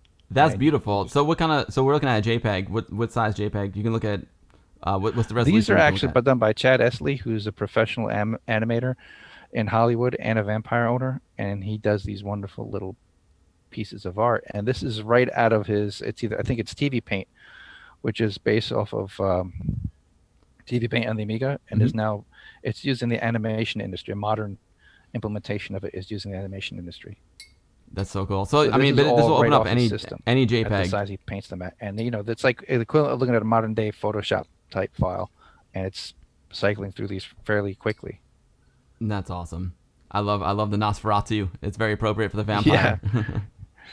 Yeah. So pictures. Typically, what you do when you get a new OS, kind of see what the thing is there. Videos. So this is something you couldn't necessarily do until OS 3.9. Later on, and you needed an accelerator. But here I can come here, and there's a couple of things. So you have MPEGs. Right now, the MPEG displays a gray bar artifact, and it opens up on its own screen. But in future iterations, we're going to switch back to a windowed playback. And Riva is our media player. It's constantly being updated and redone and tuned, so it kind of gets tweaked. Or at least we try and tweak it every time we do a new core. So let's find something that's not going to get us in jail. Let's see. Last Ninja. That might be all right. Nice. Last Ninja. Okay, where's that Last Ninja? Right there.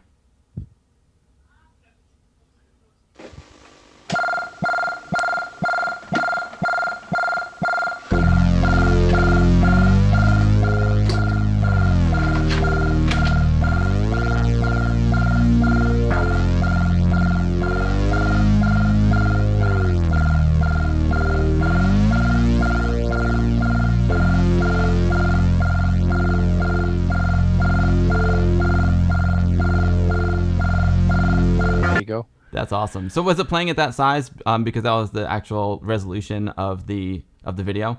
Well, what's happening here is there's a new graphics driver. In order to, with this particular iteration of the Vampire Core, we're tweaking the graphics driver such that it retains or actually has more compatibility with a range of monitors both in Europe and the US. So the happy medium we found was a resolution of 960 by 540, which gives us the most ubiquitous or the most widely used aspect ratio to fit most monitors, and allows us to comfortably scale, say, a low-res screen onto an HDR 4.3 or 4.3 aspect low-res screen onto a high-res screen. So that was the happy medium we came through. In the future, it may be upgraded, or the goal is to upgrade it to a 720p type experience. But we're ironing out the bugs here, and work again at 960 by 540 right now. So when you see you'll see it in the games too. Previously on Vampire releases, the games would stretch the whole screen. Now you're kind of having a 4:3 display on the 16:9 screen. And one of the things we're toying around with is doing like a skin display. Mm-hmm. So for example, I did this cool like next gen Secret Lab Commodore skin display that would actually be displayed on the empty space of the 16.9 screen. And we were playing around with that. So that might be something we add in the future. The ability to skin your 4.3, your 16.9 display, kind of like you have on Mister. Right, yeah. And I guess if you play like a letterbox 16 by 9, it will letterbox it in the center. Can it play like MP4 videos, like standard so H.264 if you look stuff? here, you could use FFmpeg. Mm-hmm. That's what I was doing here. So this morning, I was doing this on Vampire. I took and you could do this. Like if you look at my YouTube channel, You could take a YouTube video. If you have a YouTube downloader, you could save an MPEG-4, bring the file over to the Vampire, or just on the PC, you could run FFmpeg and transcode it to an MPEG-1 or a standard MPEG file that's used by Riva. So I was in the process. If you're doing it on Amiga, it takes forever, even with the Vampire. But if you do it on the PC, it's much quicker. So when you look at all these videos, that's how they're transcoded. It's a command line. There's like 5 things you got to plug in for bitrate audio format, and it spits out those MP4s. Sweet. MPEG files from MPEG-4, so that's possible. And if you look in here, of course, Anim player.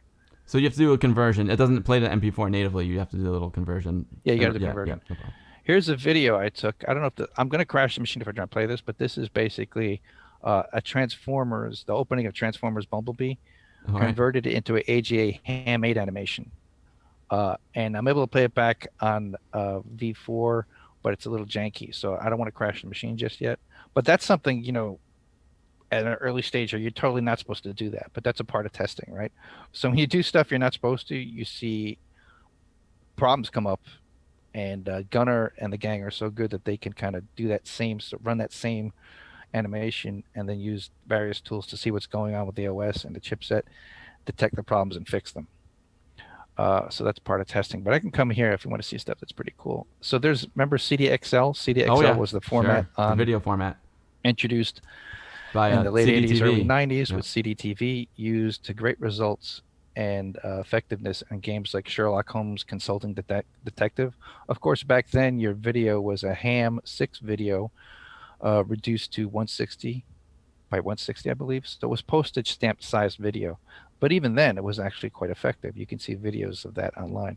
This is kind of a next-gen implementation of that using AGA chipset. So if you look here, cool, guys. There's tools online that allow you to take any sort of video and convert it. So I'll play a little bit of this one here.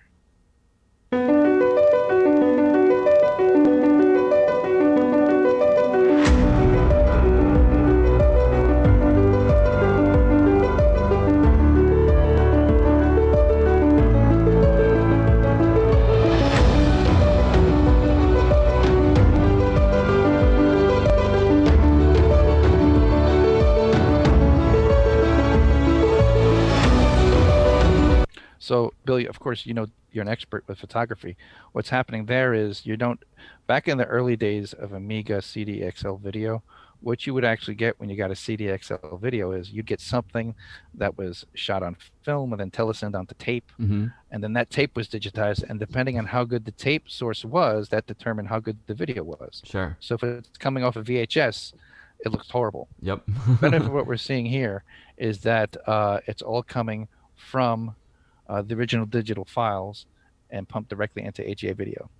That's amazing. Yeah, it looked crisp. So Moloch and Dadler, we're looking at is a Vampire V4 standalone.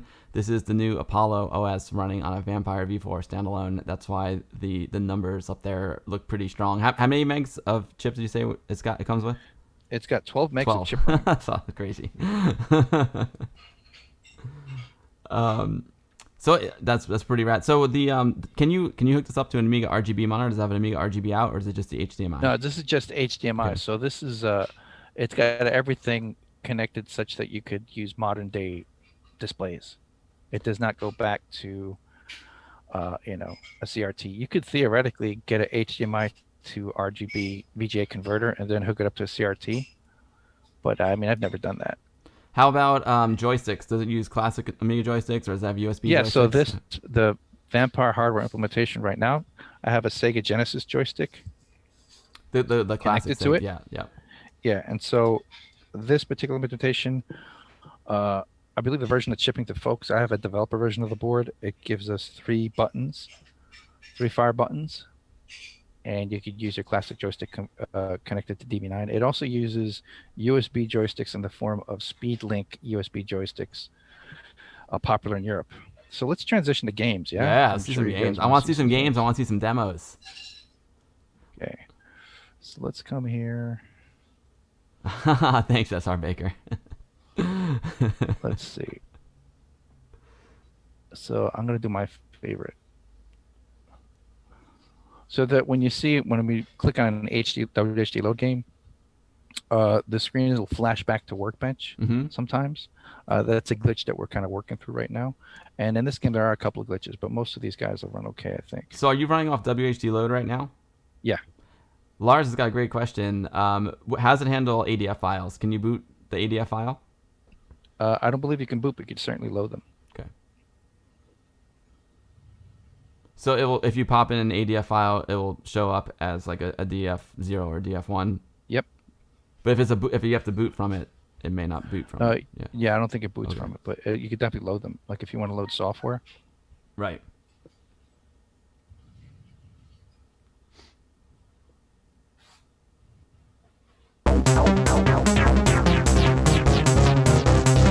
I suck, so I need $7.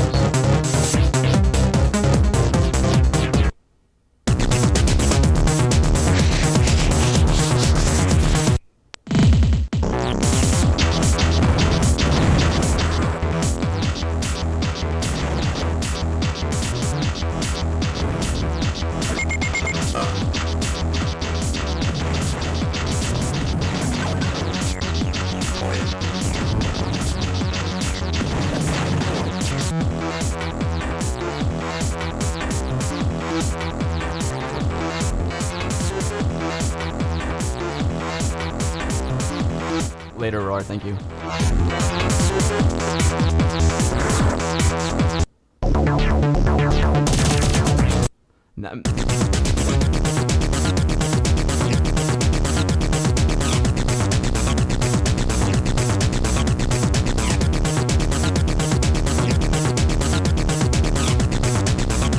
Now, Manny, I have a question. I saw some frame drops and not like serious frame drops or frame rate. Was that happening on your end, or is that just because we're doing it through Zoom? I think it's through Zoom. Okay, Yeah, so it was running smooth. Issue. Okay. Yeah. What's up, Vamped Amiga? How's it going? Yeah, and I noticed the same exact thing when it was playing the video, the CDXL video too. It must be a Zoom thing. Yeah, if you look at the videos on my channel, they're pretty clean. So come back here. Hold on a second. I got a question I got to answer. Sure. Yoda Droid, thank you so much for the follow. No, I think I appreciate that. So I hope everyone's enjoying the stream. We are joined today by Manny Jesus from Apollo team. Right now we are looking at the new Apollo OS. Is running on Vampire V4. No problem. Enter a plumbing question. No problem. So thank you for the follow, Yoda Droid. And if you're new to my streams, I'm Bill, and I stream Amiga stuff here every Sunday at 2 p.m. Eastern. I like to play old games, new games. I like to have, my favorite thing is to have guests on, and that's what we've got today. Manny is doing a screen share from his Vampire V4. Actually, a screen capture. He's capturing the video capture. He's capturing the HDMI output of his Vampire V4. And this is a brand new operating system available for Vampires, and it is a fork of Aros, which is sort of a next-gen Amiga OS that was coming on. Yo, what's up, Boat? How's it going, buddy? Great to see you, Boat.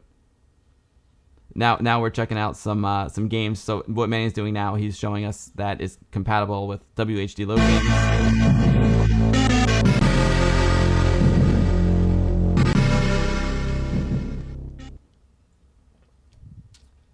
Unleash the beast.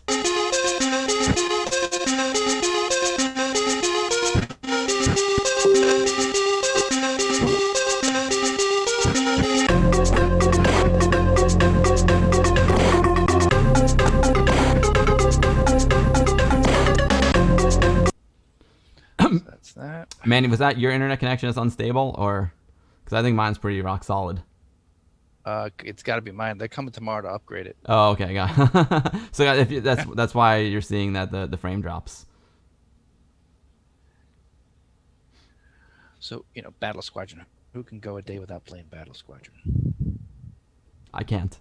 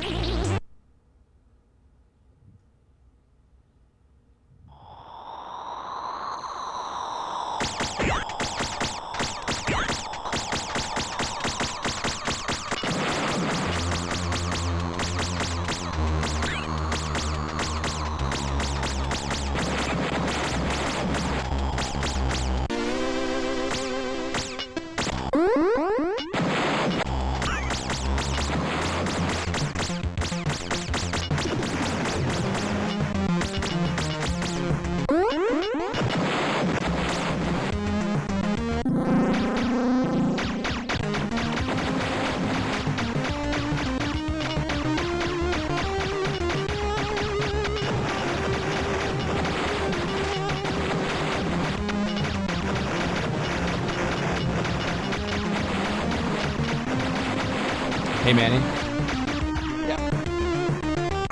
Unfortunately, the Zoom is giving us a hard time. It's like the video is like literally coming through at like 1 frame per 10 seconds. Oh, jeez. Yeah. Stop the screen share.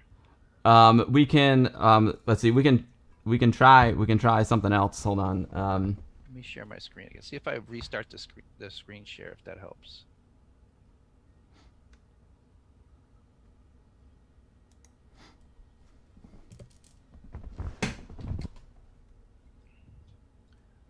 Stop it here. I'm not sure that's Zoom though, guys, because he says internet is acting slow and he got a slow internet warning. So, the frame Zoom's prioritizing the audio. Gotcha. Yeah. Let's try it again. Can you see this? I see the cursor moving around the screen. Okay.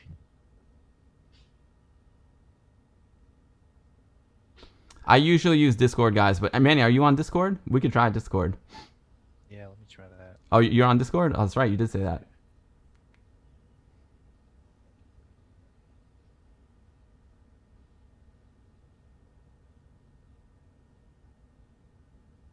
Maybe their screen. You know what? Maybe their screen sharing is just for PowerPoint slides.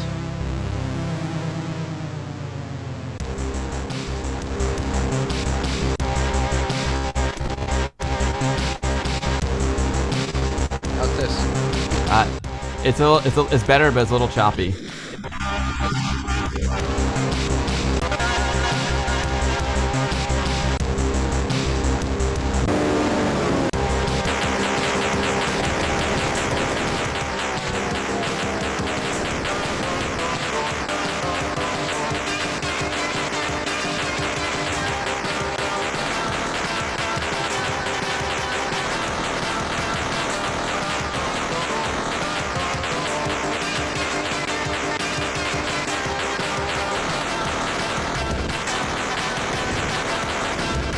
Now it's dying again. Okay. Yeah. So do you want to try? We can try Discord if you want. Yeah, let me come here. I'm gonna stop sharing my screen. Yeah, we can try because I've never tried Zoom before on on one of my streams. I usually use Discord. So, yo, Rule of Thirds, thank you so much for the subscription. I appreciate it. 6020 Moth, thank you so much. Thank you so much. Let me bring up Discord. Yeah, guys. So what you're seeing is not the fault of the vampire. It's because we're doing this over the internet. You know, that's like we're doing the best we can. COVID times. You saw last week I had some problems with Rectipete as well. Yo, Retro Man Cave, what is going on, my man? Yeah, I mean, overall, yeah, exactly. People are gonna know that this is like a live stream and it's not coming off the real vampire. Great to see you, Retro Man Cave. So Manny, I can close out my Zoom and I can start Discord. I don't know if we're friends on Discord. Let me just see if I can get on Discord.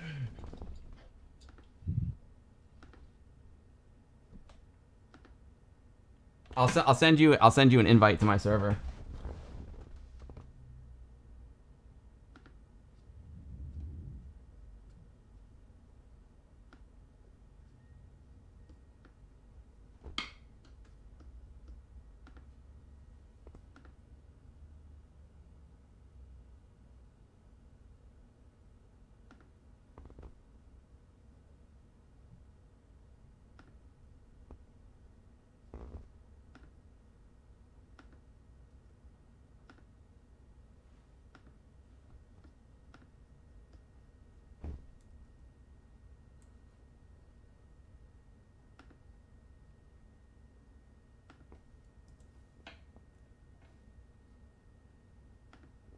All right, Manny, I just sent you a link to join my Discord server, and we can try it over there.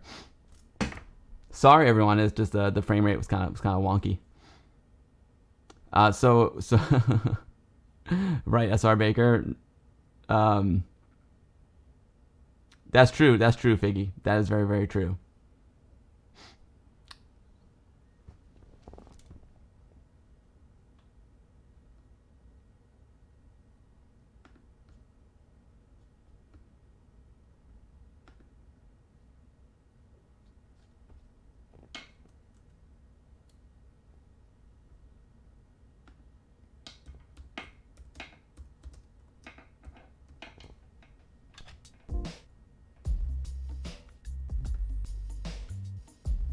So guys, what's happening here is we were having a little internet connection problem with the Zoom, so I'm gonna try and reconnect to Manny on Discord. So just bear with me, please. We'll give it a minute. If not, we'll just have Manny come back on and chat with us again, like he was doing before. You're right. You know, like we know that the games run at more than 1 frame per 10 seconds.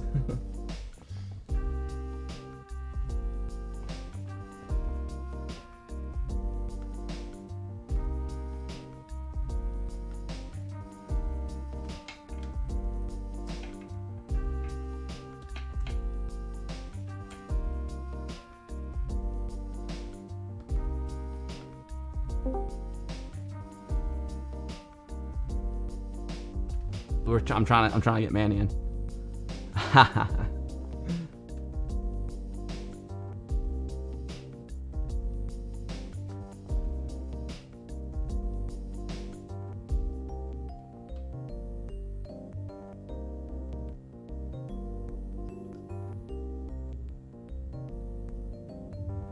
Got worst case scenario, guys. We're just gonna we can just talk to Manny, have him on again.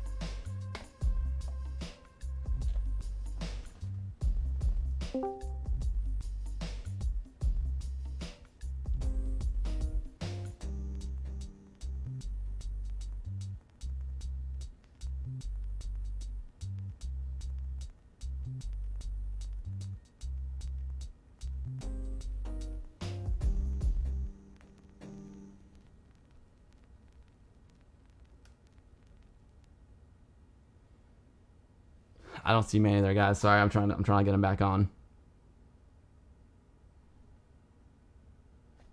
Hello. Oh, there he is. Okay. Hey, what's up, Manny? I hear you. Good. I just don't see you. Okay, see, I have no camera on here. So what I could do is I share my screen. You can, yeah, sure, exactly. We'll try that with Discord. And let's see. Let me just close anything I've got of dubious nature up. Yeah, boat. We'll answer your question as soon as we figure out this technical issue. Sorry, everyone. Yeah, sorry about that, guys. We are doing like 10 different things at once here with this.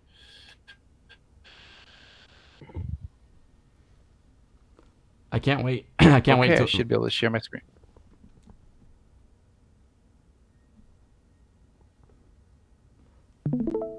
Can you see that? I see it. Let me make it full screen. Is it clean? Let's see. Oh, crap. Let's do this. All right, let's check it out. Looks good. Looks good, Manny. Let's try it now. No flickering, anything like that? I see flicker. I do see flicker, yeah. Okay, hold on a second. So what I shall do, that's on my end. Okay. If it doesn't, if the flicker's a problem, you know, you can just, do you want me to turn off your screen? No, what I'll do is I will, what I'm going to do, we'll share the entire screen. I was sharing an application, so I bet that's what it was.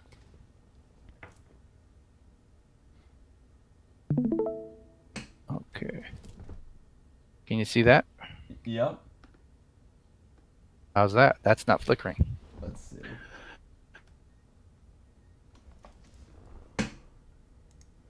Yeah, there we go. Nice. All right, let's put some Project X.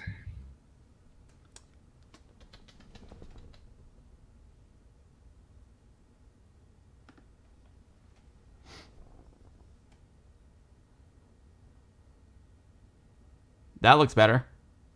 Can you hear it? No, I can't. Okay, hold on a second. Jeez. It says it's sharing your screen and audio, but it's got to, you know what you got to do? You know why? Because it's not taking that. Yeah, that's weird. I mean, so Manny, at the end of the day, like, it's okay. I mean, we've all seen these games before, so it's not the end of the world if we can't see the games. If there's anything else, like with the OS that we don't need, you know, sound for or the frame rate, we can just, if you can just show that, I think that'd be great, and answer some more questions. That would be awesome. Okay. Yeah, because seeing the actual OS is more interesting to most of the folks at home anyway. Okay, so it'll come out of there. And once I will share this again. Yeah, and then once we get back to the OS, Boat from Amigos Retros Gaming is here, and let's just catch everyone up on what's going on here. And he's asking, is Apollo OS compatible with classic Amigas? Well, not entirely just yet. Hold on. So let me get out of this game.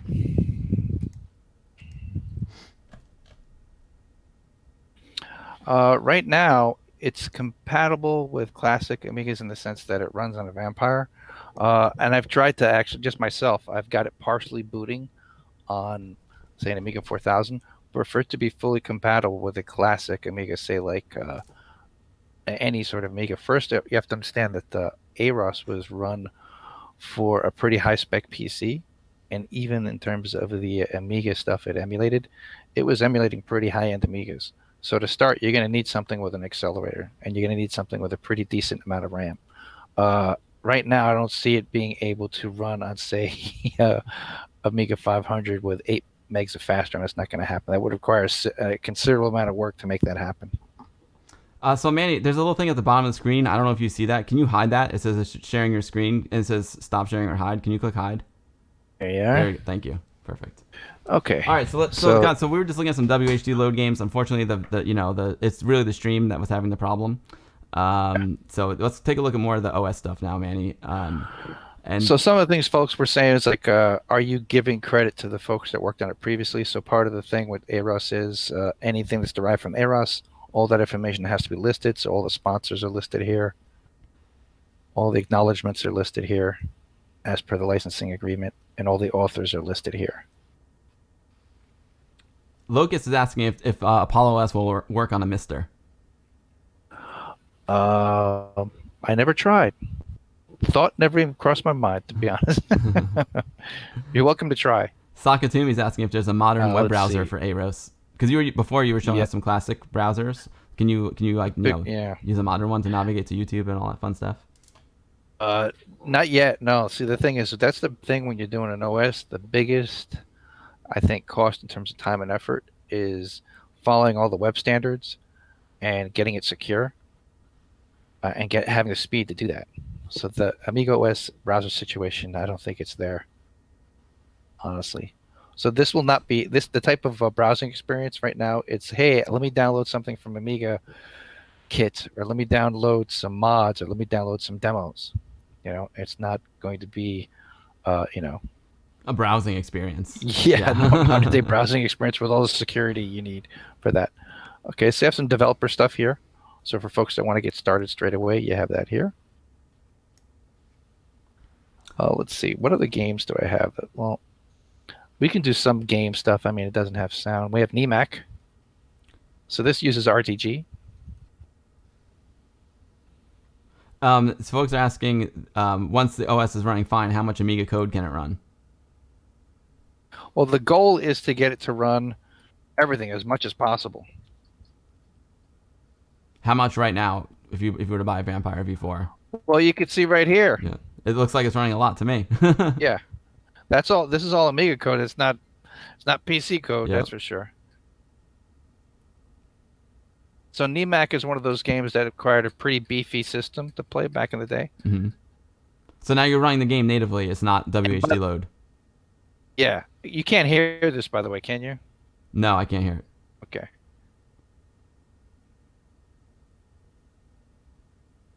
I just see lots of title pages going by fast. They do. They wrote a whole novel here to get through the game.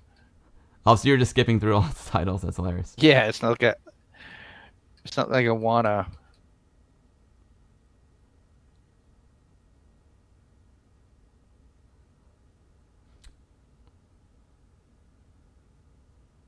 Yeah, Sakatumi, like he went on to AROS before, so you can definitely. I mean, he went on to AmiNet before, so you can definitely browse stuff. Like if you were figure using like eyebrows, right? Is that what you were using? Or you were, I was using eyebrows. Yeah, you were using eyebrows. I was using actually AWeb. You can use eyebrows. AWeb, though. right. You got to start MUI. That's Hdmi.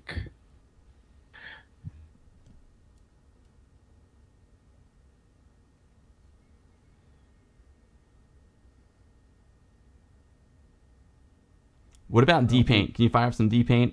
Maybe some apps? DPaint, okay, let me see if I have that here. DPaint doesn't work. It'll load up, but it doesn't work just yet. I tried that yesterday. That was one of the things I wanted to show you. So that doesn't work. Will this work? Yeah. So you can't do nowadays. You can't do an Amiga demo without Doom. that version of Doom that runs on the Amiga 500 looks incredible. That's talk about some great coding. Get this. Let's see.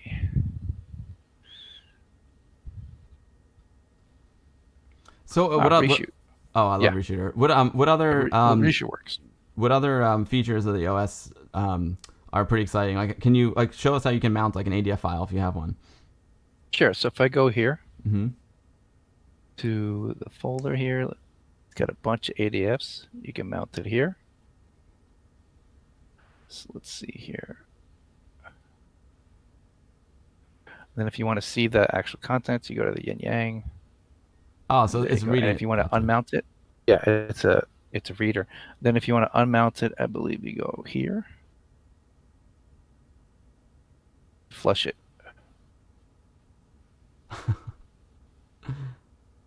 The standard ADF mounter.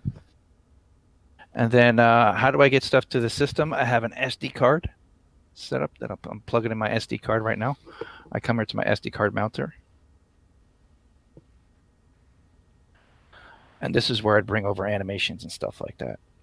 So how does it work? So you flash the core with the OS, and then everything that we're seeing right now, like that's like the animations and the videos and the WHD load games, where are they located? Are they on an external SD card? Okay. Yeah. So the Vampire 4 has an IDE bus.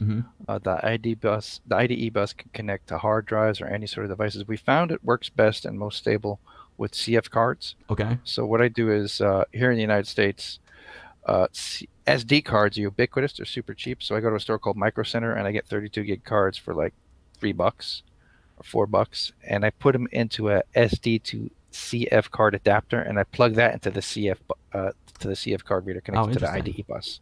Very interesting. But you can use straight CF cards, but they're starting to get more expensive. So my solution was to use this adapter, and so that's where you install your OS. The OS is installed from a PC, so you basically use Win32 Disk Imager to download any OSs, or say you've got any of your images that you've saved previously that you collect. If you've imaged a hard drive, you can image that onto a CF card and boot directly off that.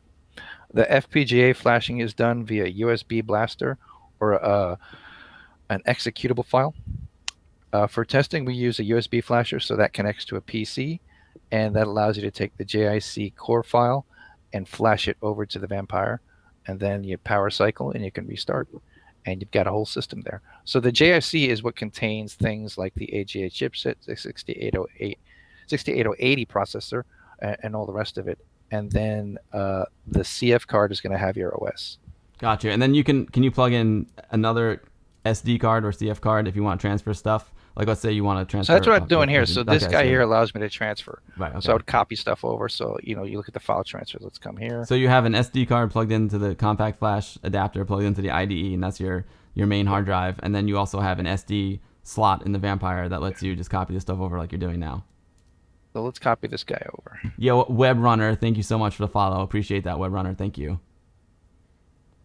Let's do stuff like you said that doesn't require sound benchmarks, I guess. We haven't done benchmarks. Yeah. What's up, Ash? Great to see you. If you're just joining the stream, we are looking at the new Apollo OS. On the other line is Manny Jesus from Apollo Team. The Apollo OS is a new operating system primarily for Vampire v4, and that's what we're looking at. We're looking at Vampire v4 right now, and we're doing it through Discord. So frame rate is not going to be exactly like a real Vampire, but it's the best we got remotely. Brother Bill, thank you for gifting this sub to Ash Said Hi. Thank you, Brother Bill. Thank you so much, dude. So this is going to crash the machine, but I want to try and play this transform animation using Rectory Opus. So I just remembered I tried to do it this morning and it doesn't work here. The Anim player in Arrows right now does not work. But yeah, if I click on this, it has a desktop, workbench screen based animation playback engine that's kind of slow. It uses multi-view. So multi-view was never what you want to use to play back an AGA Amiga animation. But this right here works on the 1200 really well. Let's see. Let's actually go to benchmarks. Well, sysinfo. Figgy's got a great question. Figgy's asking, can you explain why the A1200 Vampire is not V4? Isn't the Cyclone FPGA faster in the V4? Also, That's why. That's why. Yeah, so I believe the Cyclone processor or the Cyclone chip on the Vampire is a C3. This uses a C5. The V4 uses a C5. So the V1200 is in the same family as the V500 and V600 range, which uses the C3 based FPGA chip. This is using the Cyclone 5. So the standalone Vampire V4 is kind of like a next generation. It's after the Vampire 1200. Yeah, it's a later gen. It's got more gates or more logic units. I forget what they call it to actually do the work of recreating all the chipsets. He's also saying Okay, that on so- Amiga Store EU they're selling an A500 V4. Is that true? Is there an Amiga 500 V4? If you look there, it's listed, and the price is 1 pence. That means they're not selling it. Not available for purchase.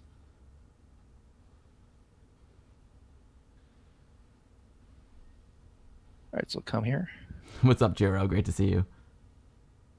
Okay, so this is what I was talking about before. If you look at these numbers, I think in this current build, it's not going to be as fast as V2 range.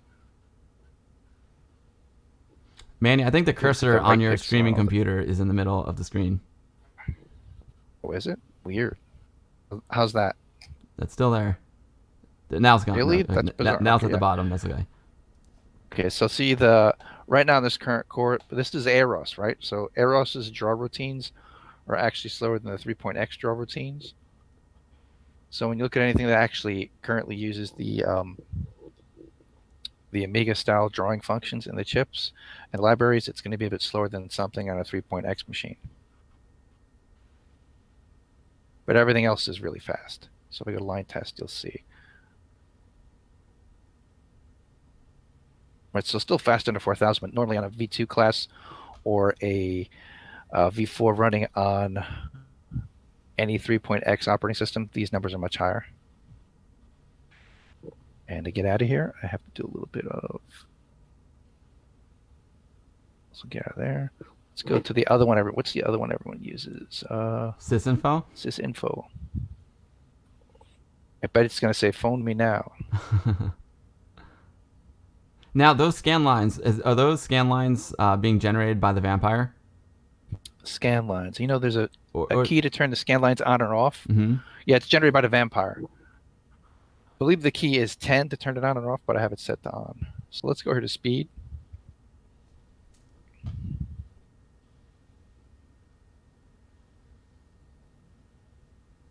So 153 MIPS. And let's go to actual drive speed.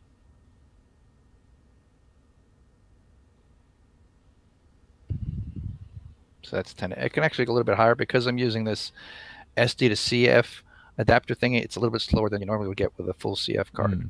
But I've gotten as fast as 11.7 megs a second.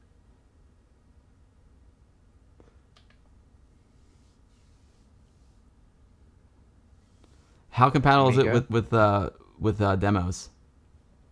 Oh, we'll see right now. So unfortunately, I don't have audio. RTG demos tend to work pretty well. Nope. That little screen flash you saw, that normally it flashes black when it does its ping to the Amiga chips, but it says here it detects the processor. It's some sort of Amiga compatible. So see AJ, Lisa, Paul, and all the rest of it. Here. So unfortunately, yeah, what a bummer. No sound right now because of the streaming situation. Let's come here to demos. You probably have to change your audio capture to the AverMedia card. Yeah, I did. Weird. Oh, to the AverMedia? Yeah. Let's try that. I might lose you at that point, but we'll hear the demo. Try that.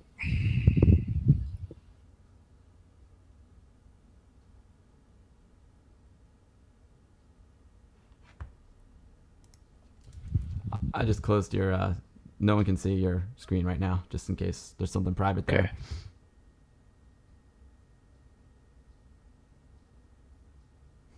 It's so funny because I see you operating the Discord full screen over on my computer, and I'm like, wow, he's taking over my computer. It's like Team Viewer. Let's see, can I get to the audio settings? Go to voice and video.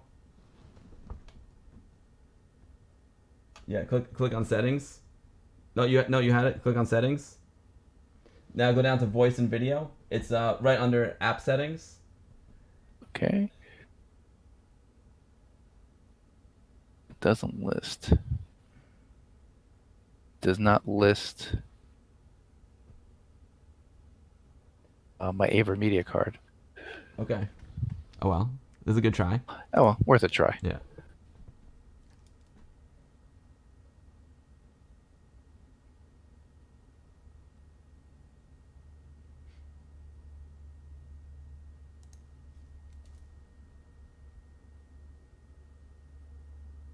I love Elude. Elude is one of my favorite demo groups. These are awesome. Yeah, these are amazing demos.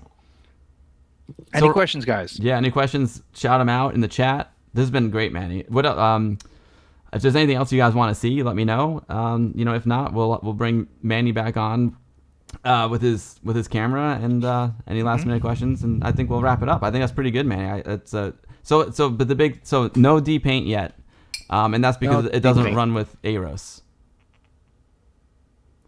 Yeah, because it doesn't look like it's working with Aros just yet. Got you. How about like AdPro, some of the classic apps like that? Haven't brought those over.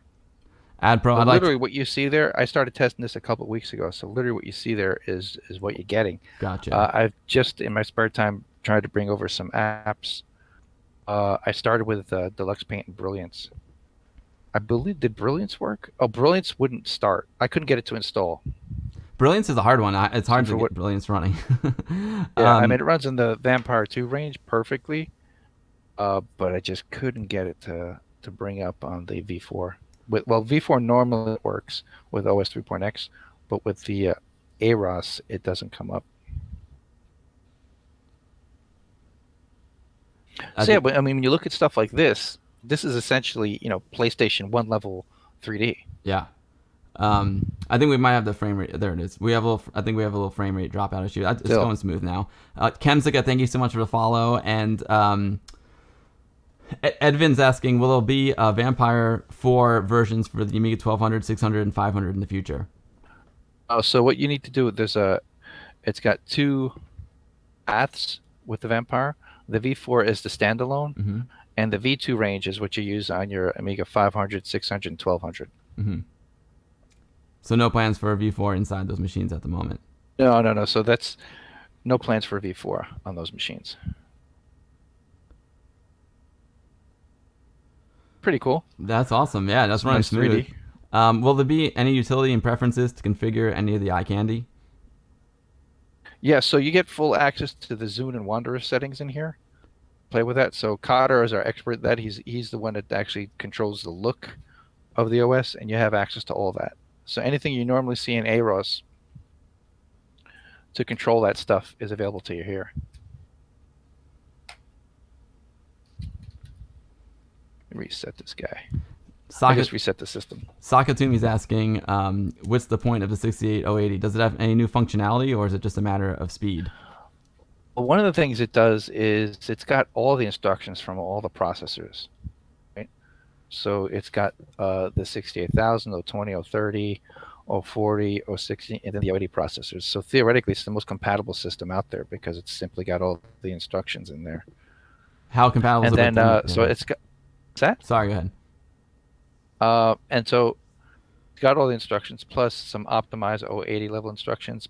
In addition to that, it's got the AMMX instruction set that's used for things like Riva or any sort of heavy multimedia activity. And there are a couple of game developers that are actually working on games that actually utilize some of those functions. So that'll be pretty interesting to see. That's going to be cool. Another benefit of the S Super AGA graphics chipset is that basically it includes AGA when it runs on the V4, so you get access to all the previous gen games that were done, both RTG and AGA. How compatible is it with the demos? Have you had good luck with most of the demos? Because they're pretty hardware specific. I mean, hardware. They do lots of hardware tricks. Well, with Aros, what you saw there is what we've tuned and tested. Okay. Anything you don't see there generally isn't working. Gotcha. So yeah, this is very much a work in progress. But with V4 running on 3.x, yeah, there's a Vampire, all the demos you see. And we had one user who made it his mission to test every demo that was out there. Wow. And a pretty good chunk of them work. That's gonna be a lifetime project there. Yeah, Charles. So right now we're looking at a Vampire V4 standalone right now. So no Amiga involved here. This is all the Vampire that we're looking at via the HDMI output. Is there an ASIC version of the 68080? No. So the thing is with the ASIC, that's a tough nut to crack because of the cost. I mean, I was involved in toy work, and I mean, in 2007, it was like $100,000 to do the tooling on those. Not to mention the non-recoverable engineering costs of developing it. So that is a huge cost. And of course, the core needs to be further along, needs to be more mature before you would go to an ASIC. But last quotation type information I heard to do that sort of stuff would be a couple $100,000 to do that. So who knows? Maybe a Kickstarter in the future. Who knows? Anything else you guys want to see in the OS? So, does it run, like Final Writer and all that good stuff? Well, there's a little right now. There's a little productivity thingy. Mm-hmm. You have things like photogenics.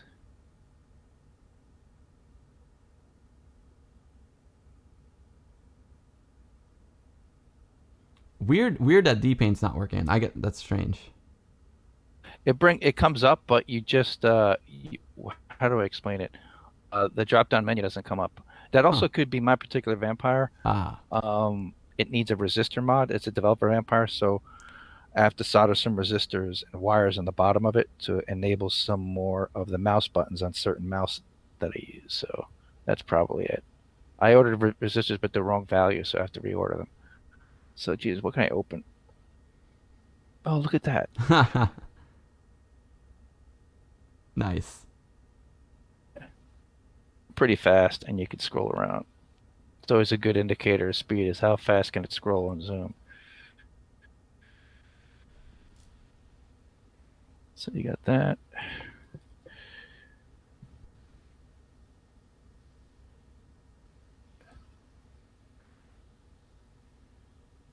What else we got on here? Editors. These guys I've never used. I never used. I want to say Reddit, but maybe it's re-edit. Yeah, re-edit. Yeah. Coders. This is coding stuff. Coder tools. Personal Paint, the classic one. Perfect Paint. Perfect Paint. No, it's Personal Paint. Oh my god. All right, so guess what? Let me try and do this. I'm gonna try and load in that deluxe paint animation that I showed you. So load. Can you load animations in here? I don't know. Frames. Personal. Yeah, animation. Let's see. Animation. We can. Uh, Animation. Oh yeah, let's try this, baby. Let's see. Volumes. Now this is totally experimental.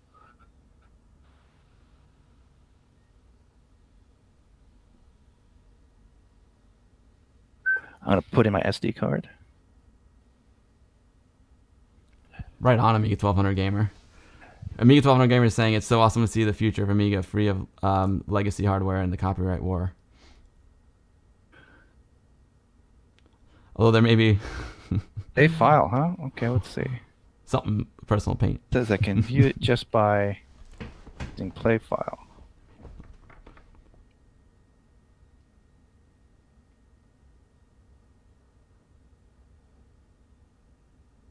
How about Utility here? Manny? I think it would be cool if if you go through a little more of the OS, if anyone has any more questions, and then maybe we can go back to your webcam. We can wrap it up, and then I'd love just to see what we've been looking at, see the piece of hardware, so I can get a clear idea of all the ins and outs on it and stuff. Okay. So that's photogenics. Anything else you guys want to see here? Dancing Wolf is saying D-Paint never worked well with any RTG modes. Oh, It Telebugs works is good on Vampire 2 and Vampire 1200 and Vampire 4 on 3.x, but we haven't gotten to the point where we're farting around with D-Paint. got you. I think I'm the first one that tried to put deep paint on there. Play file was in the animation menu. Okay, thank you. Let's go back. I think it's worth it to try that. Yeah, try it. Thanks, Tellybug. Where the hell was that?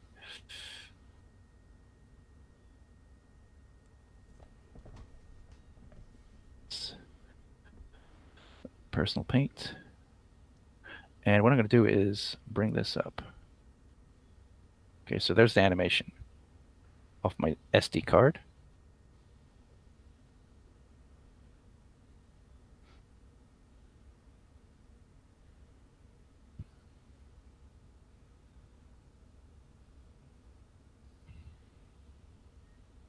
Animation.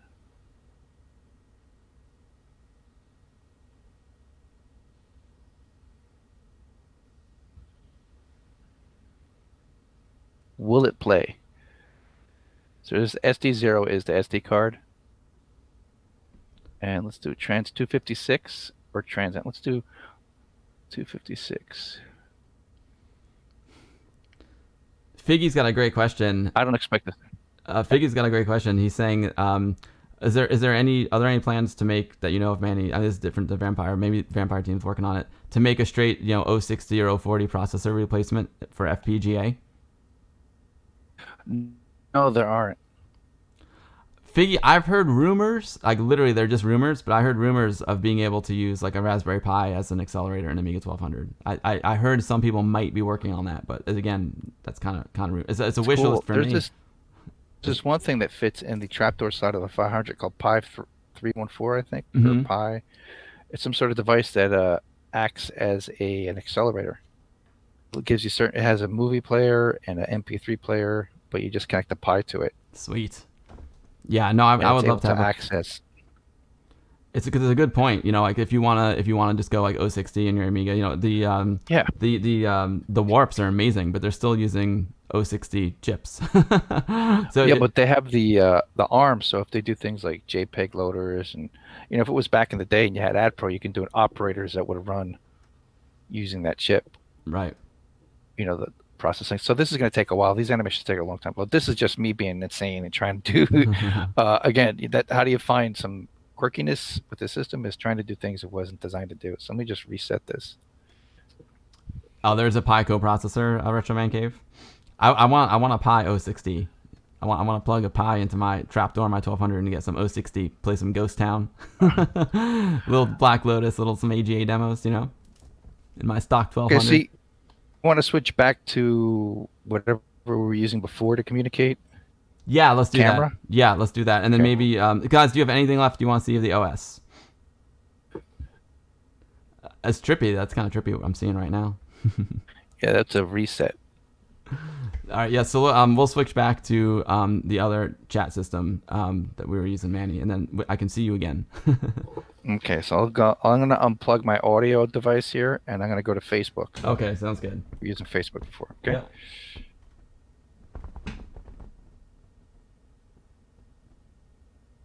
My brain's melting. How do I end the call? Hang up.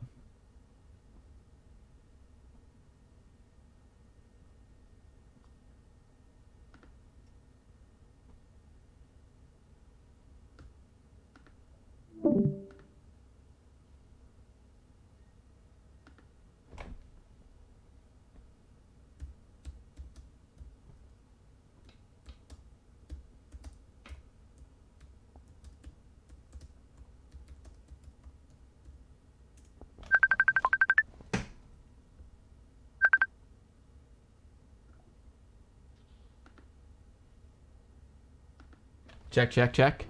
Hey, can you hear me? Oh yeah, I hear you good. Excellent, excellent. Let's bring you up. There you are. Thank you, Manny. Thank you so much for that demo, man. That was awesome, man. I really, really appreciate it. Thank you. That was awesome. I learned a lot. Yo, Mr. Toast, thank you so much for the subscription. I really appreciate it, Mr. Toast. Mr. Toast is watching ad free. He gets the emotes and the Amiga Bill goodie bag, among other things. Pi's your main desktop now. Nice to meet you, 1200 Gamer. Yeah, I love my Pi too. I know. It would be. We definitely need more. Figgy, I agree. Yeah, everyone's psyched. Appreciate it. So if anyone has any more questions for Manny, shout it out. And yeah, I want to see, Manny, like what we've been seeing here. Let me go full screen. So I put it in an ATX case. Mm-hmm. So I 3D printed I don't want to break anything, a bracket, and it slides in here and allows me to route the ports out the back. I had this back, long story, I used this case to demo Minimig back when I was trying to get it done as an ASIC in the toy industry. And so this is the card. So what I have is IDE ribbon cable connected to a CF card. Right? And this is like the Russian doll. That's crazy. The CF card then goes. It looks just like a regular into compact here. flash card. That's awesome. Yeah. So and that plugs in here. You don't have to put this on the ribbon cable, but I do because I figure if this breaks, is better than the ID connector breaking on the system. So if you look here, just a real quick tour. Classic DB9 ports. Here we have a USB port for the keyboard. On the back end, Keeled up a little bit higher. an additional Manny? USB There port. we go. Yeah, Mhm. an additional USB port for mouse, Ethernet port that's working, HDMI or digital video out, and then you have, here's the SD card. Oh, so that's how you can transfer files over. Is that how you're doing so this it? Okay, itty great. bitty thing, Oh, that's a micro SD card. the micro SD card. And then here you have JTAG connector, so that connects to the flasher. So this device here to a PC. That's how you Connects via flash the ribbon core. cable. That's how you flash the Yeah, core. so I have a ribbon cable type setup here, and that connects to here. And then you have these SPI connectors, so any sort of expansion, you have things like real-time clocks, and additional expansions can be put here based off of the Arduino standards. And how are you powering And this it? is a standard USB connector. Oh, okay. Right? I believe it's 2 amp USB power supply with a little switch on the USB. And then if you look here, this is the original version, so you see it's got the pins for the 68K socket. But the release boards now have those, the artwork is still there, but the pins are not populated. So you cannot put this in an Amiga, proper Amiga. Yo. And there is the Cyclone 5. That basically all that stuff, all the hardware, the processor, everything is on here. The rest of this is just control circuitry to make this thing do its job. That's amazing. That's amazing. Yo, thank you so much for the follow music management. I appreciate that. Any plans for VGA output, Manny, or is it just HDMI? No, just HDMI. Because you can always do HDMI to VGA. Right. Yeah. So the concept is to make this as easy to use as possible, and so HDMI is the modern day standard. Are there any cool cases for Standalone Vampire yet? There's some folks that have been. I'm just putting the Vampire back when it's coughing. It's an appropriate place for it.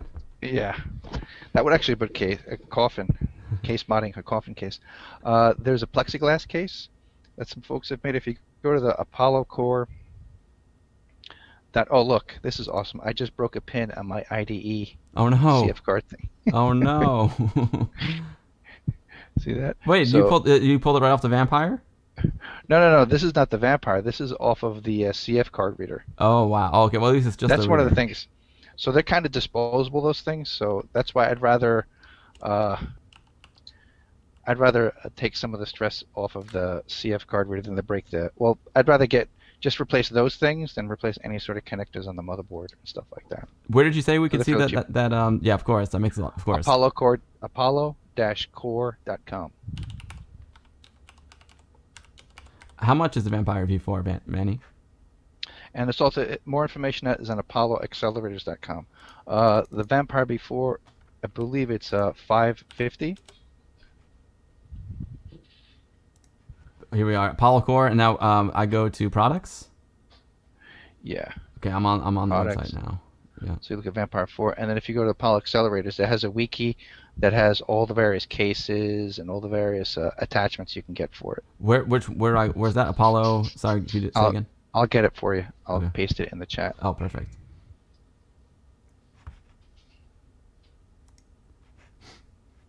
I'd give you the direct link to the V4 stuff. Thanks everyone for hanging out today. Oh, So here's I'm going to give you guys the Vampire 4 wiki. uh-oh. We might have to reconnect, Manny. The test 1 2. We lost Manny. Freaking. Oh, he's back. He's back.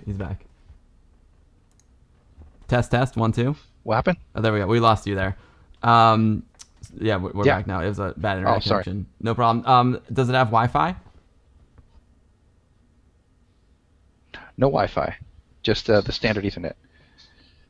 What's the icon set used in the demo that you showed today? Would it look good? Is it tuned for like a modern LCD, or would it look good on an RGB if you're using it like on a Vampire V2 with the 23-pin output? Yeah, that's fine. Yeah, I've used them those icon sets on all manner of monitors at different resolutions, and they look fine.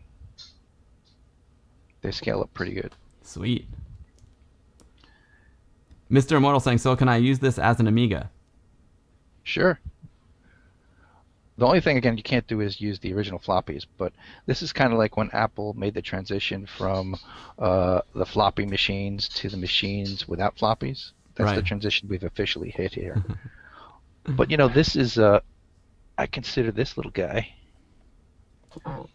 to be a modern-day floppy, the little SD card. Because you can just drop Okay. you can drop an ADF onto that SD card. Right, I can put, like, this little guy is now the floppy. And I guess I would consider it, right, the micro SD. I would consider it a DF1. If you can't boot from it, I Right. would, in my brain it's a DF1, Yeah. which is great. It's still good. But on a Vampire 2 system, you have full access to the classic disk drive or a GoTech. They both work. I've tested them. I just went crazy with the click in there. Sorry, Manny. This has been awesome. Anyone else have Okay. any last minute questions for Manny? We of course we went a little bit longer than planned as usual. Par for the course. Yeah. If any more questions for Manny, speak now or forever hold your peace. Manny, I mean, the Apollo OS I think is super exciting. I really appreciate you coming on today. Definitely Vampire is definitely one of the futures of the Amiga, and you can tell like Mr. David Pleasance is obviously extremely excited about Vampire. Even named his new book From Vultures to Vampires. From Vultures to Vampires. Yes, we had David on the stream not too long ago when he had the Kickstarter for the book, and he was Right.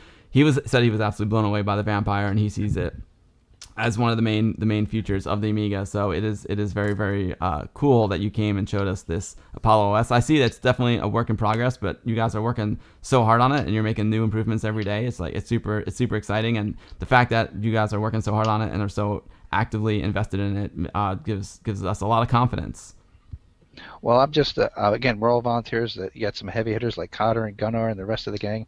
They're the ones doing the heavy lifting. I'm just happy to share what I know with all you guys. And yeah, I hope this is the future. And it's very rewarding to see folks like David Pleasance and former Commodore folks, some heavy hitters, such as Dave Haney, really getting behind it and endorsing it, and kind of wishing that this is where the direction had gone back in the day. Oh, Figgy's got a great question. Is there a timeline for the release of the new Vampire OS? So great question. So the goal is to try and release something once a month, ish, and then within a year have something that we can say is a proper first release. I guess you'd call it in this context a 1.0 version. Very cool. How does I know you answered a question earlier, but for folks who are just tuning in, how does the Vampire OS differ from the Apollo OS? Well, the Vampire OS, there really is no Vampire OS. So you have OS 3.x. Mm-hmm. There's some folks that do a coffin distribution, so that is kind of like, I guess you'd call it like a historical or a love letter to Amiga OS. That's pretty. It's got Vampire drivers added to it, and it's got like collections of software, WHD logos, pretty much anything you'd find on EAB FileZone is put on there, right? So that's what we all do. I don't know about you all, but I go hunting for abandonware anytime I do a 3.1 build. Mm-hmm. And so that's there really is no Vampire OS. It's just a 3.x with a bunch of stuff installed on it that you can play around with. And then, of course, Apollo OS is what you saw today. So Apollo OS is a forked derivative of the original AROS distribution. AROS was originally done as an attempt to reverse engineer the Amiga 3.x operating system, get it running on modern commodity-based PCs. That was started 20 years ago, and tons of work has been done on that. Folks have contributed financially to the project in the form of bounties and lots of interesting things such as Ethernet drivers, graphic drivers, things that are sometimes hard to get on the Amiga 3.x installs. They come as standard with AROS for free. And so what we've done was we've forked it, and we're taking it away from the PC Intel architecture and developing it first on the Vampire and also the 68K range. And it's being released on the open source type license, so that anyone who wants to contribute it or further modify it for use on any flavor of Amiga that they want to, they're welcome to do that. The open source aspect of it is really exciting because like the Amiga community is filled with passionate people and extremely talented people. So like who knows what we're going to see come from that. It's just awesome that that's opened up to the community. That's so cool. Yeah, AROS has come very far, Retro Man Cave. Our news has a great point. The future is whatever you want. Classic Amiga, original classic Amigas, Vampire, Pi 4, each his own. It's just awesome that we have so many options as Amiga fans. Yeah, I agree. I've never seen a platform with so many different iterations of directions you can go and so many infinite combinations you can do. It's really a good time to be in the scene, whether you're doing modding or whether you're doing collecting or whether you're just doing game playing or whatever. It's really the best time to be in the scene right now, and I'm happy to contribute in my small way to projects like Vampire and however I can in the community. Well, your contributions are certainly not small, Manny, and I think they're pretty incredible, and I really appreciate all your effort and all your hard work, and appreciate you coming on and talking to us today and coming on my stream. And I've told you, like, the audience that comes here every Sunday to watch me there's some of the most incredible people in the world, and I know they really, really appreciate you coming on too. And it's been awesome. I appreciate it, Manny. And I appreciate you. Yeah, thank you, Manny. And hopefully I'll see you in person really soon at a Westchester Amiga user group meeting. Right. Yeah. Stay alive. Yes. Yeah. Don't worry. I'll stay alive. I'm trying hard. I'm doing my best. Yeah. Me too. Awesome, Manny. Give my best to your family. How's your family doing? My good? friend. Give my best to your parents and your lovely wife, and I hope we see each other again. I just don't know where, and I don't know when. I think it'll be on the sooner side. Things are starting to look up here, so I'm optimistic. I'll see you in person soon. All right, my friend. All right. Take care. God bless. Thank you, Later, Manny. everybody. Thank you, Manny. Thank Bye-bye. you so much Thanks for your amazing work. Bye-bye. Cheers. Cheers. All right, there we go, guys. Nice. You want to play God of War? You're excited now, Mr. Immortal? Nice. Sock it to me. You love the stream. Oh man, thanks everyone for hanging out. The stream's not over, just so you know. The stream's not over. I still got a little bit of time. Isn't Manny a great dude? Manny's just awesome. We're really lucky to have him on the in our Westchester Amiga user group. His demos are amazing. I'm gonna drop the link to his YouTube channel again in the chat. There you can see the Vampire running at its proper speed. When we do this over the internet, there's issues and whatnot. But he's a really nice guy. Retro gaming demo. Play Tiny Bubble, please. It sounds perfect. I'll tell you guys what. Here's what we're gonna do. I need to use the bathroom really bad. So while I'm in the bathroom, I'm gonna play the first place demo from Nova Party that just came out this week. And my man Comatron, who is a frequent, he's in all my streams, man. He's always in the chat. He's been on my stream before. Comatron did the music to this demo, and the demo is it's absolutely brilliant. It's a PC demo, okay? It's a PC demo, but it's a beautiful demo, and the music by my man Comatron is just amazing. Hold it in. It's a short demo. It's only like 4 minutes, so it'll be quick. Let me just find the demo. Where did I put that demo? Yes, I can quit Opera. Thank you. I can close this. Let me go to over here. 1 second, guys. I'm going to pull up the demo. I don't know if there's Comatron. Yes, so MYGG did the actual coding on the PC, and Comatron did the music. And they took first place, baby. First place. Sorry, Edvin. Yeah, I tell you what, though. PC demos are pretty amazing as well. I'm digging PC demos. But you know what? When one of my good friends who's a regular here does something awesome, I like to share it with everyone because this is a community. We're all Amiga fans, but we got our hands in other projects as well. So I want to share some love to the Comatron, and we also have to listen to DJ Nest's music. We'll listen to DJ Nest's song to close out the stream. So here's the plan: we'll check out the demo now while I go to the bathroom. Then we'll play Tiny Bobble, and then we'll listen to DJ Nest's music, and then we'll call the stream. It's gonna be awesome. Yeah, Adventure Dash, they're all really good. Let me all right, let me see. Let me try and open this up. It's okay. Open with.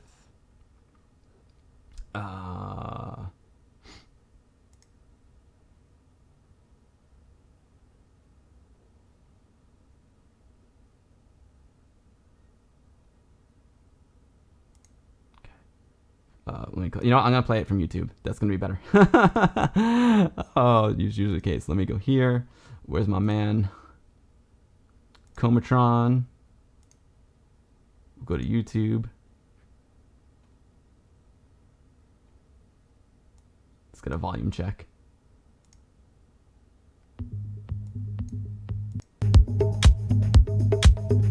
All right, we're good. We're good. All right, guys, here we go. This is the demo by Comatron. Close Paradise, Trippin' on Sunshine, and I'll be right back. Coma. Here we go.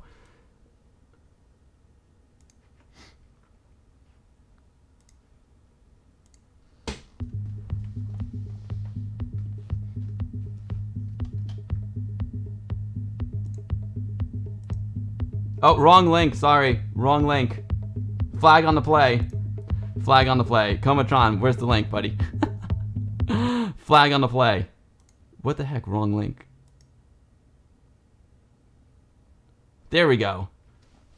Bitbenders. That's I thought something was wrong. Sorry about that. Sorry about that, guys. Let me test the audio.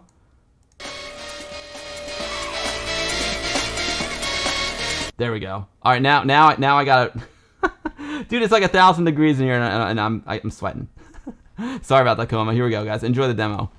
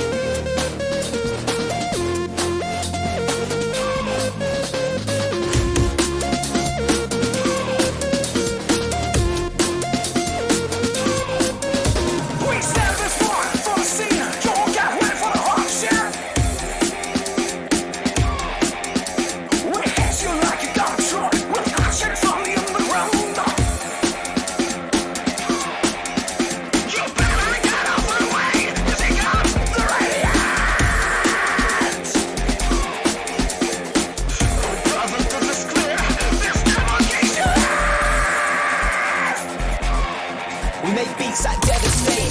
Hold riffs at the heavyweight, demo to set the pace, make haste to encapsulate. I make space with an A/V. Come from the streets, we shine like OG. Radiant, bring the beat, so the bit benders bring the DEM. Oh, well, what do you know? We kick up sun and snow. You got nothing to show, so bathe in our afterglow. What do you bring to the scene? It's not clear what you mean. I am a digital machine, and there's no stopping me.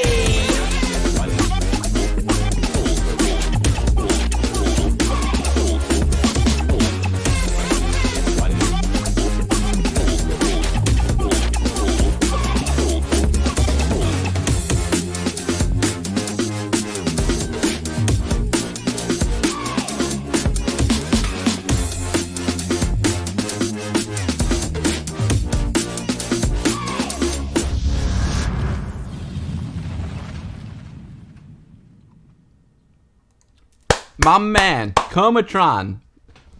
Awesome, dude. So Comatron, you did the vocals on that too? That's crazy. Great job, Comatron. Let me pause YouTube here. Go away, YouTube. Thank you, YouTube. Comatron, that was awesome, dude. That was awesome. Yo, Super Duper Trump, thank you so much for the follow. Welcome to the stream. Appreciate that. Comatron, that was awesome, dude. Congrats on the first place win, best PC demo. That was amazing, dude. Let me pull up the link for that. If you guys want to go check it out, check out all the results from, they call it no Vuk, because I guess it was all online this year. Where is he? Boom, boom, boom, boom, boom.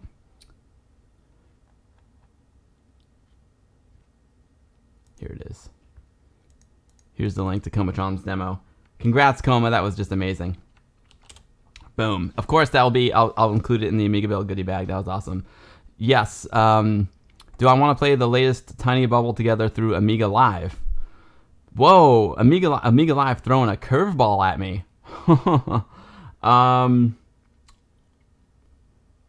I guess I could try. Amiga Live, I'll tell you what. If you stream from the hot tub, you don't have to pee. That's hilarious. That's hilarious. Amiga Live, I would like to. I'm just not set up for it right now.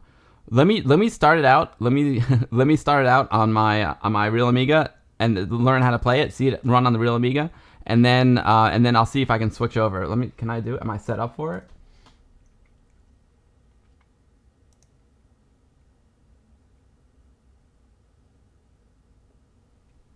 I might be able to do it. I might be able to do it Amiga Live, but let me just try it on the real Amiga first. Because I wasn't quite set up for that. Yeah, no, it's not set up for that right now. Because I have my system all rigged up for Manny being the guest, but I could, I might be able to make it work. I might be able to make it work Amiga Live. All right, let's switch over. You know what I haven't done? I haven't even turned on the real Amiga yet. Yeah, dude, it was awesome, Dancing Wolf. You have a good night. Yo, George. No worries, George. You missed a little bit. You missed a little bit, George. Let me switch over to, let's see. We got the Amiga going here. Boom! Boom. All right, excellent. There's a new version with bug fixes. I have the August 15th version there, Amiga Live. C64 versus Amiga, let the battle begin. Now, it's the cool thing. There's really no battle. It's just like play the one that you like. You know what I'm saying? All right, let's switch over. You know what I should do? I'll reacquaint you guys with the news here. Let me go over to here. It is 1,000 degrees in my office here. Oh my god. So this is what we're about to play. We're about to play Tiny Bobble. Tiny Bobble is it's a port of Bubble Bobble for the Amiga. There was a Bubble Bobble that came out for Amiga. However, it wasn't a very good port apparently. So one of the most played games of all time, Bubble Bobble, has infuriated and thrilled us all in equal measure on our home computers since its release around the year of 1987 to 1989. Its appeal captured all age groups, and its fun is doubled with a brother, sister, or friend to play in two-player mode. I'm gonna try Amiga Live. I'll try and get it going if I have time. And today, many of us with the Commodore Amiga might be excited with this news, and thanks to a heads up by Pertolo, we've been told a remastered version will be coming up for the Amiga called Tiny Bobble. According to the creator known as Pink and logo artist Fade One, even though Bubble Bobble was already released for the Amiga, Tiny Bobble for the Amiga 500 OCS with half mega fast will be as close to the arcade version as possible, with many improvements over the original version released in the 80s. Tiny Bobble will have 50 frames per second instead of 25, 32 colors instead of 16, 150 items, a bigger screen height of 224 pixels, more sprite animations, a progress screen, an animated extended screen, and finally multiple endings not using any asset or code from the original Amiga version. Boom. Boom. Tiny Bobble plays way better than the original Bubble Bobble, says Steph Lemon Amiga. Nice. Nice. Yeah, good night, Dancing Wolf. You're the man. You played, you played it on the stream. It was fun. Nice, dude. I can't wait to see this. And let me think about how to do it on Amiga Live. I'll think about how to do it on Amiga Live. All right, here we go.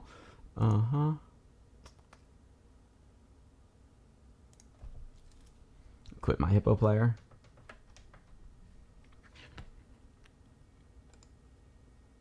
I'll be playing with the Greek stick.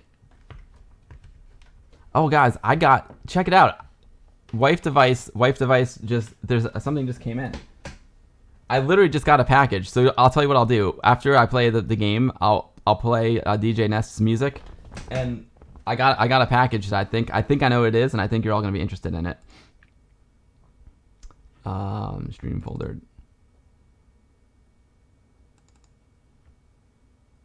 Yeah, we're going to do an unboxing. I don't even know what it is. Arcade Rant says a fantastic conversion of the arcade game. Nice. I've been enjoying it quite a bit. Nice. You know, I haven't played Bubble Bobble since I was in the arcade when I was 12, so this is gonna be ugly. Yeah, I got a package, Oram. I got a package, and I'm pretty sure I know what it is. Wife Device delivered it to me during Manny's interview.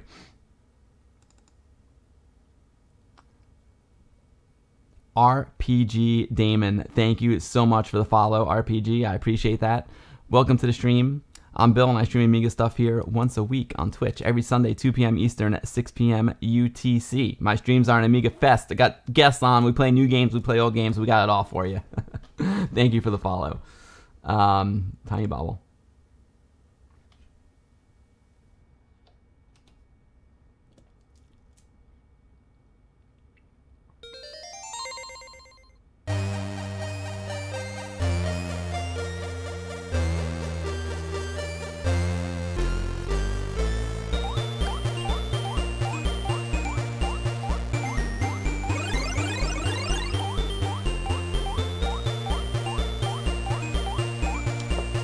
I had the auto fire on.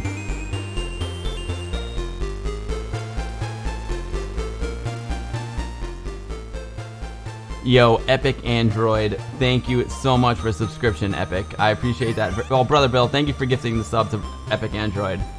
That is awesome, Brother Bill. Thank you so much, dude. Epic Android, it's great to have you here. I appreciate that very much, Brother Bill.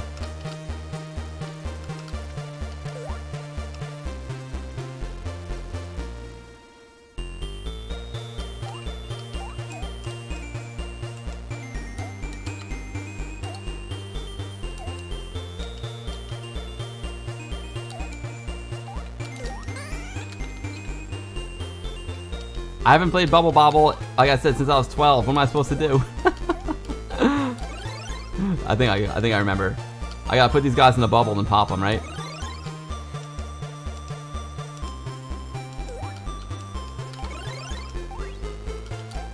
Get some bananas. Oh yeah, some popsicles. Don't mind if I do.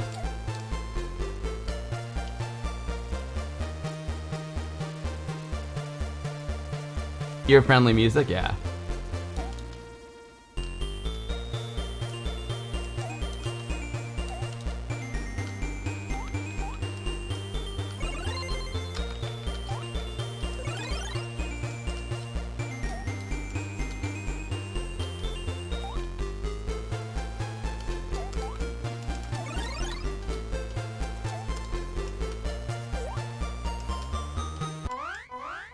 I'm trying. What do the red bubbles do? Oh no.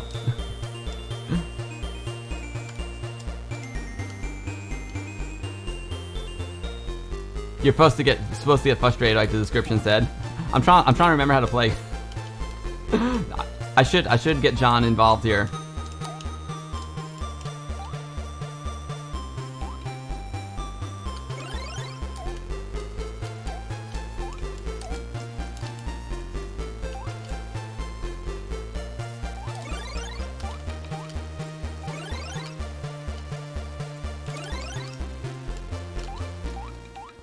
You know, oh, I remember playing the Amiga version recently. I'm trying to remember how to play, guys.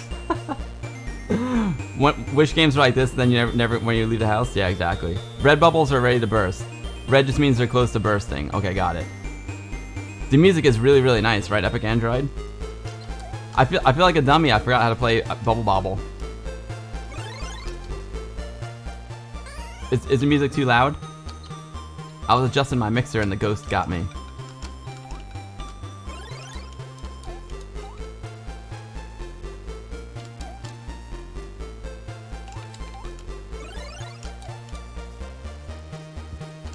Oh yeah, I'll take the peach. Nice.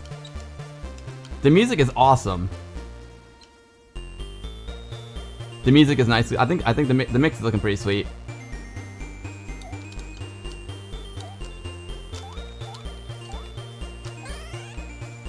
Oh, the red bubble will kill you. Got it. Today's record is round 7. All right, not bad.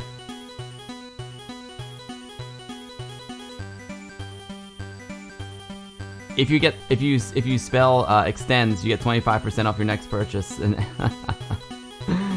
is that really a joke in the game? I couldn't. Yeah, it was hard to jump on the bubbles.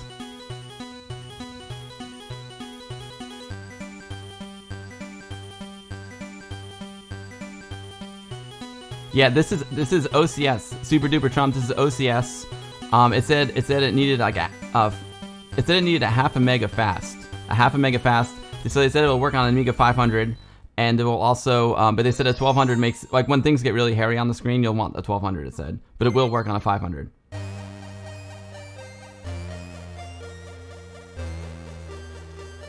Extend gives you an extra life, says Seth. I had a hunch. I had a hunch.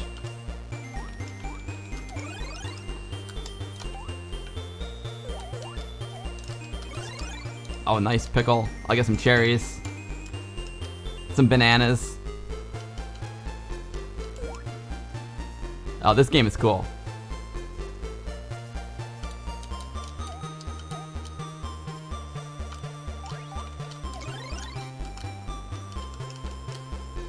Get my bananas. I like it. I like it. These dudes are wild, man. Oh yeah, look out. You want to get in the bubble? You want the bubble? More bananas. Bananas are good for protein, good for potassium. I like bananas. My grandfather likes bananas because they don't have any bones. I miss the bananas. Bring me some fruit. What's this guy gonna land? Oh, I got a burger. That's definitely a Beyond Burger. Yeah, it's now 50 frames per second.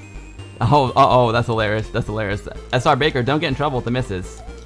Don't get in trouble with the misses. Happy wife, happy life, SR Baker. I got some ice cream. I dig it. Peaches. Oh man, you know, speaking of my wife, we had this awesome peaches and wine the other night. It was so good. Unfortunately, I gotta call pause on the wine consumption and beer consumption because I got this strong medication for my Lyme disease. So, flag on the play with the alcohol consumption. But I enjoyed the peaches and wine while they were safe. Watermelon. I get watermelon juice. Oh man, Wife Device makes awesome watermelon juice. I'll take some more watermelons. Oh, there I go.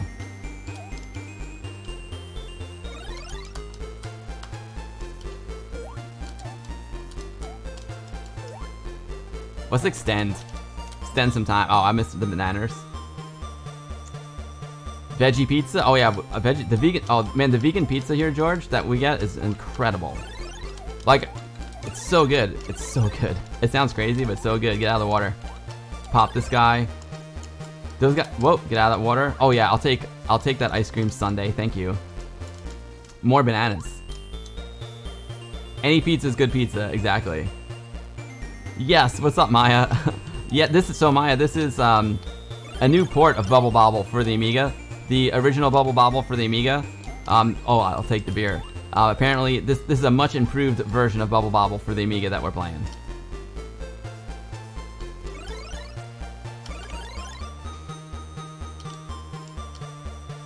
The music is so good. I love Riding the Wave. Dude, Riding the Wave is awesome. Red wine. It was red wine with peaches, George. I'll take some candy. Nice. Sugar, the ultimate drug. Uh-oh. There we go. Boom. Oh, this game is fun. Oh, yeah, this is fun. I'll take the peaches. I love the fruit drops. Super Duper Trump, you enjoy Rainbow Islands? Oh, Rainbow Islands is a classic Super Duper Trump. Exactly.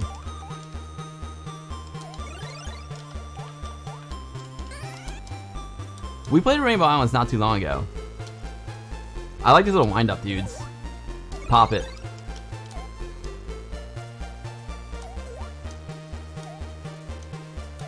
Paulitas, what is up, Paulitas?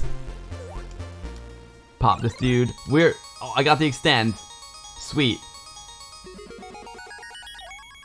You know what I could do? I love this.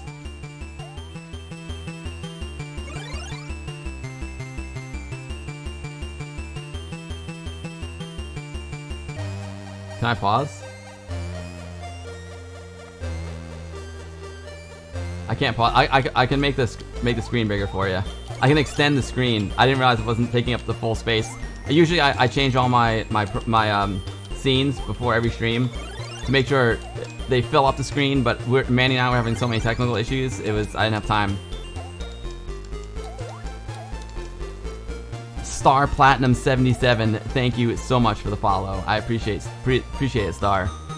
If you're just joining the stream, we are playing Tiny Bobble. It is a fan-made port of Bubble Bobble. It's the best version of Bubble Bobble on the Amiga right now. It just came out, and it improves heavily on the official Bubble Bobble release for the Amiga. Oh, he got me. It got a little confusing there. I tried to jump on top of him. And he kills me when he jumps on top of me. All these little shark dudes. Get these guys, look out for that. Boom, got it, pop it, nice. Alright, here comes, whoa, I'm riding the wave. I rode the wave right into the bad guy. I love riding the wave, man. Go surfing in this game, I love it. This map is hard. Boom. Oh, I'm riding the wave again. Got him. So the blue ones release the water. Here we go, let's get this guy. Boom, I'll take a peach. Perfect, I'll take another peach. Boom. Ride that wave, man, we're going surfing. We're going surfing. What's up, Sister Maya?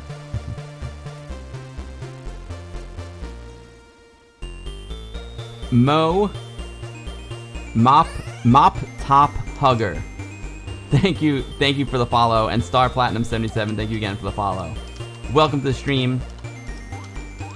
If you're new to my streams, I'm Bill, and I stream Amiga stuff here on Twitch every Sunday, 2 p.m. Eastern, 6 p.m. UTC. I play new games like this. I play classic games. Well, Bubble Bobble is a classic game, but this is a new version of Bubble Bobble. I'd love to have guests on my stream. We had Manuel Jesus on the stream today from Apollo Team showing us the Vampire V4 Standalone. It was awesome. I love surfing. I love that you can surf in this game. I like games you can surf in. Surfing games are good. I need to play some California games. I'm in the mood for some California games. I want to go surfing. I feel like going surfing. It's end of the summer. Beach time. Sakatumi, this has got double the frame rate. This has got double the frame rate of the old Bubble Bobble. So I think it's a much improved one. A much improved port. But you know what would be fun? It's to play them head to head. Then we'll know. Then we'll really know. Then we'll really know, Sakatumi. Oh, I think I got lucky there.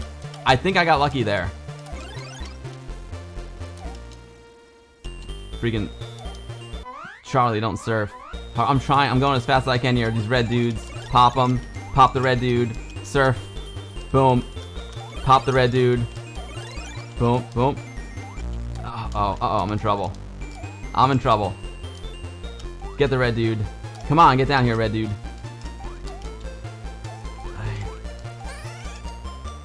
Oh, I couldn't get him? Was he like a ghost dude? Round 12, baby. Not bad. Yeah, I dig it. the Batman BMX track on California Games is awesome, Super Duper Trump. I agree.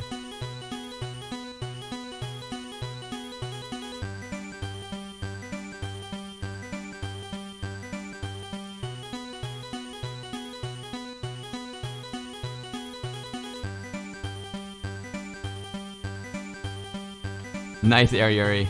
The cheapest you can get is the best. Parasol Stars is great, Steplo and Amiga. Yeah, this is 1 player or 2 player. You got Retro Gaming Denmark wants me to unbox. You guys want one more round of this, or do you want me to unbox? I'm getting kind of hooked on this. I'm not gonna lie.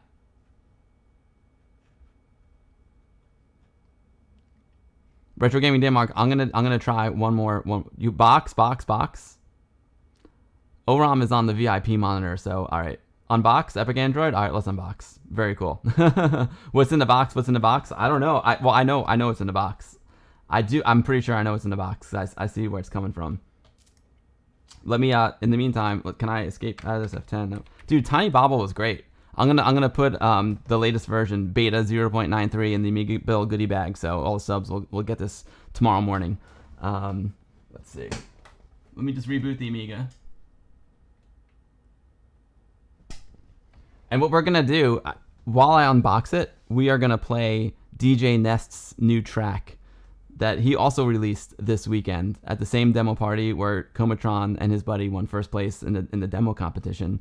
Comatron released a new Amiga song. I think he was the only one to release an Amiga song in the song competition, and it's awesome. It's called COVID-19. So I'm gonna play some COVID. I'm gonna play COVID-19 while I unbox. Yeah, Epic Android, dude, check it out. I've got these are actual like vintage 1980s toys, and I have these are the actual ones I had when I was a kid. This is the 12-inch Voltron. I can't do it there. Let me go to overhead cam. Where's overhead cam? Boom. Here's this is one of the Voltrons that I was supposed to return because it's got lead paint in it, causes cancer. At first, I was like, no way, I don't want to send my Voltron back. And my dad's like, keep that, son. That's sending you to college, boy. It's gonna be valuable. So he's like, just don't lick it. So this is my lead poison Voltron, which can't get today. It's awesome.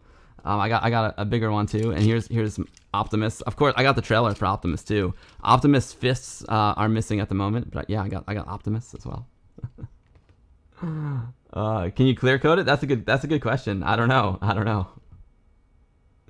I was playing with the Greek stick, yeah. Oh man. Let me pull up DJ Nest's song, and I'll go get the package.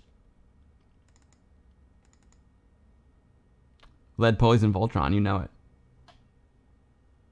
Your brother left a Transformer toy in the white and red plane, and you forgot its name. Oh, Ron, bummer. Oh, thank you, Super Duper Trump. Thank you so much, man. I appreciate it, Super Duper Trump. Super Duper Trump, I gotta be honest. Like, it started off rough. Manny and I were trying for an hour to get everything to work, and we were sweating a little bit.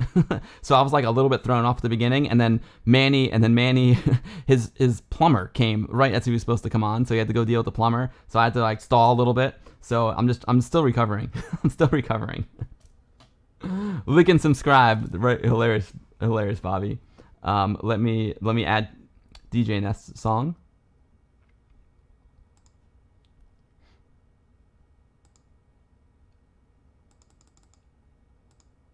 It's called COVID-19 by DJ Nest.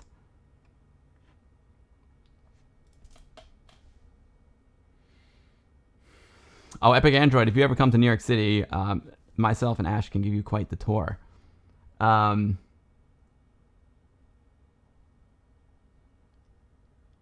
Yeah, exactly, Sakatumi. Exactly. We had a lot of stuff like that. I mean, these are 80s toys, and maybe I'm a little bit older than you, but exactly. 7780IX, yes. No. I use real hardware. Check it out.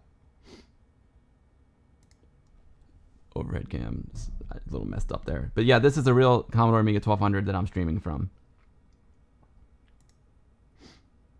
It's a real Commodore Amiga 1200 I love it. And this is the I recased it. So this is a recased Amiga 1200. It's got the Amiga CD32 style case on it, but I'm streaming from the real 1200 that you see right now. I got nothing. I love emulation too, but there ain't nothing like the real thing, baby. You know what I mean? This is a hot 1200. I'm not gonna lie. It is sexy. I got the Mister here as well. I got the Mister. I got if you go over to VHS Cam, you can see that's an original Amiga 1200 there, untouched. That's an original Amiga 1200 right there. That's the one I used to stream from until I got this sexy beast. All right, let's check out COVID-19 by DJ Nest, and I'll do an unboxing as well.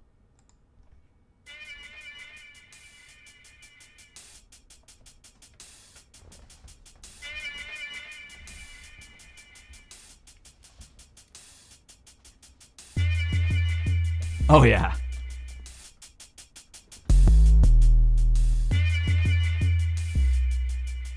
My man. DJ Nest in the house.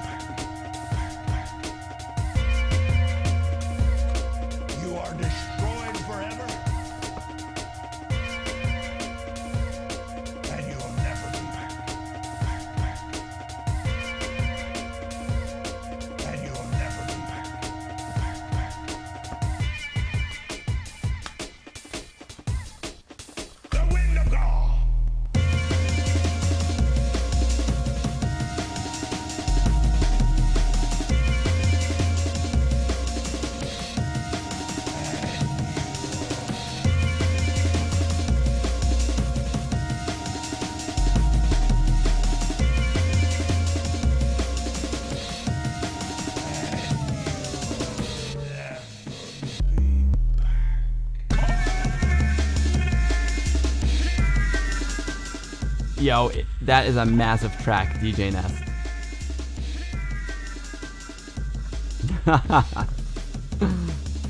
This was DJ Nest. He's paranoiac BB in the chat. This was his contribution to Evoke 2020. It's so good. So if we guys, I just wanted to scratch off the addresses on these. So I'm gonna do the unboxing now.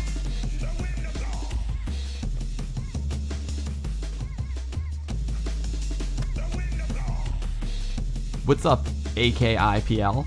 Chest. China virus. That'd be funny. The Greek Amiga Mafia is strong. Vincent GR is here. He's the OG for me. All right, so check it out. I got two packages here. Two packages that came literally during the stream. Wife's device literally knocked on the door. You might have seen her sneak in while I was talking to Manny. And I got two packages. One is from Bitmap Soft, and the other one is from Matthew Smith. They're both from. Let's see where this one came from.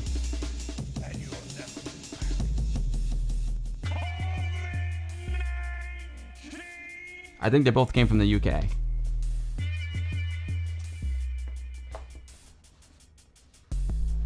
Let's start with this one.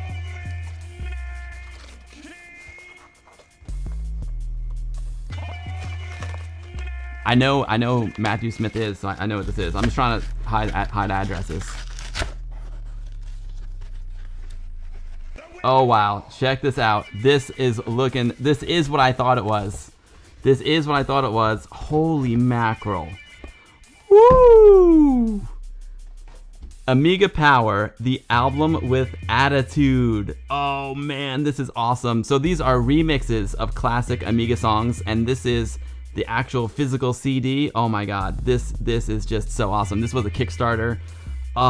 This is so cool. Let's see. So it's got, oh my god, Sensible World of Soccer, Goal Scoring, Superstar Hero, Loaded's Turbo Challenge 2, Epidia. Oh my god, there's 17 songs on disc 1 and 18 songs on disc 2. Disc 1 is Amiga Power's Pick of the Pops, and disc 2 is the Amiga Power bonus cover disc. That is sweet. I love the artwork too. Let's open this up even more. This is a really nice one. Retro Man Cave, I can't wait to get your gift. Retro Man Cave, by the way, I thought of something. I want to send you something too, Retro Man Cave. I'm going to I'll PM you. I thought of something I can do to reciprocate your generosity.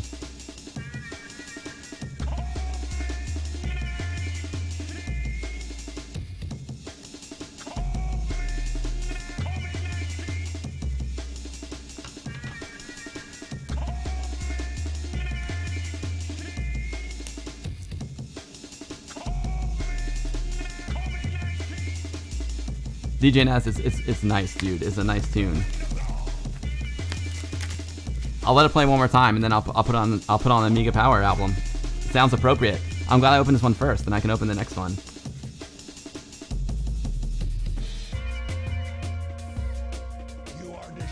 Amiga Power, the album with attitude. Dude, DJ Ness' track has got some freaking attitude. Oh wow, look at this. This is awesome. Look at this booklet. Look how thick this thing is. Holy cow, this is what I call a physical release. It's got CD1, CD2, but look, oh my, this is a book. It's a freaking book. Holy cow, this is awesome. How many pages is this? 100 pages. This is quite the release. Holy cow, this is amazing. Matthew, thank you so much for this. This is what a top quality production. Ooh, Deluxe Galaga of the Albi. Fire and Ice is a great one too. Oh man, it gives you information about the game, and it gives you information about the remix. Oh my god, this is quite the release. Oh my god, this is awesome. What's up, Retrocore 5? Great to see you. Yeah, DJ Ness, this is awesome. Wow. Bill's tomato game. Hell yeah, that's my tomato game. Oh, Rom, I think you can still get it. Yeah, I think it's still possible to get it. I have a link somewhere. I have to check the link. I'll tell you what. When I put on this music, I will I'll try and find a link. I'm gonna play the album now. That is a quality release right there. DJ Nest, your track is vicious. Let me see if I can find it really quick.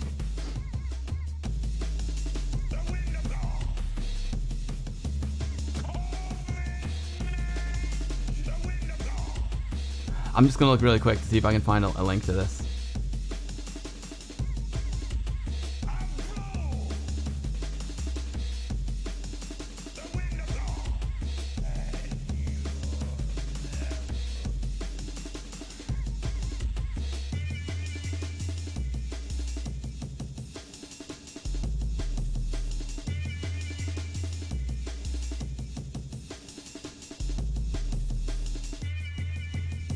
I mean, here's the Kickstarter. This is the Kickstarter. So I know he said he still got a few copies left. So if you want me to put you in touch with him, Oram, I can put you in touch with Matt. That is a quality release right there. I'll drop this link into the chat for you. Yo, RetroCore5, thank you so much for the follow. I appreciate it, RetroCore. If you're new to my streams, I'm Bill. I stream Amiga stuff once a week here on Twitch every Sunday at 2 p.m. Eastern. That's 6 p.m. UTC. And I like to play new Amiga games, old Amiga games. I like to have guests on. Like we had Manuel Jesus on today from the Apollo team showing us the Vampire V4. It was awesome. All right, let me fire up the Amiga Power album, and then I'll open up the next pickup. But Matthew, this is amazing. This is amazing. This is where you need a CD player for the Amiga. Oh, I've got one, Retro Gaming Denmark. I need to hook it up. What's inside the two CDs? It's it's all this music here. It's all remixes of classic Amiga tunes. And then there's this 100-page booklet that talks about each of the tracks. It's amazing. Speedball 2 movie mix? Oh wow, I gotta see that. All right, let's take. I do have the album on my hard drive though. So let me open that up.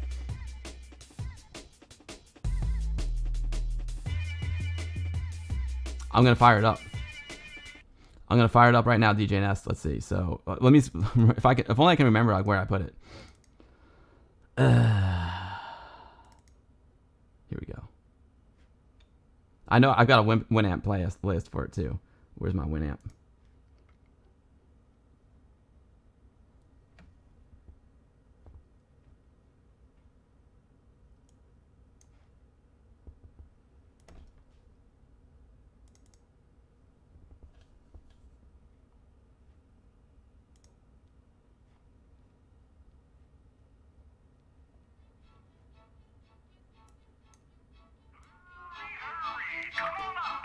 Pinball Fantasies, Partyland Table.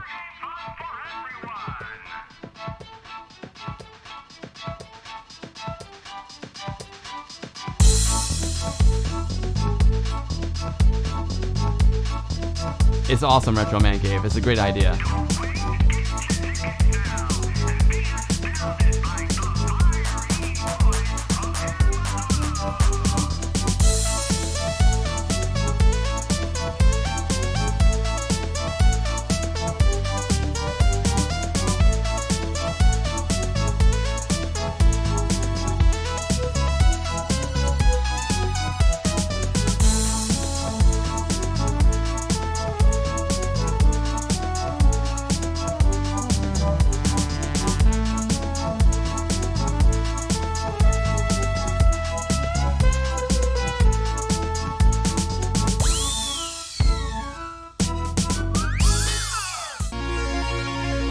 Oh, this is Yogear Lionhall's remix of Deluxe Pac-Man.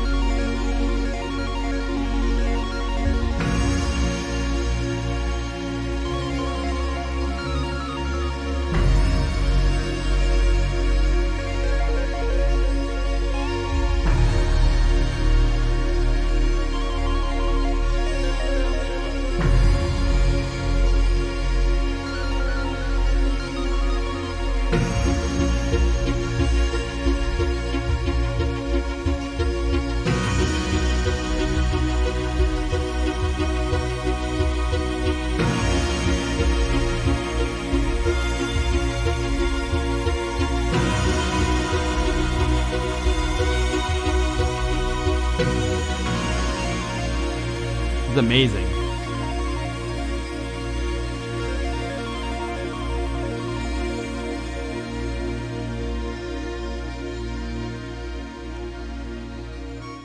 How about some Alistair Brimble, some classic Dizzy? Yeah, I'm using Winamp, DJ Nest.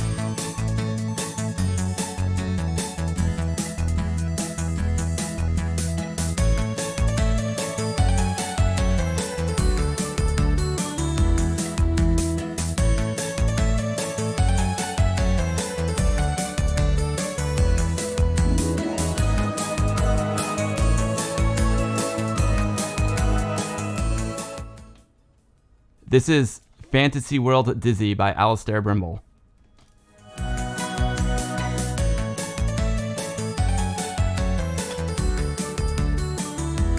Good call, Super Duper Trump. Thank you.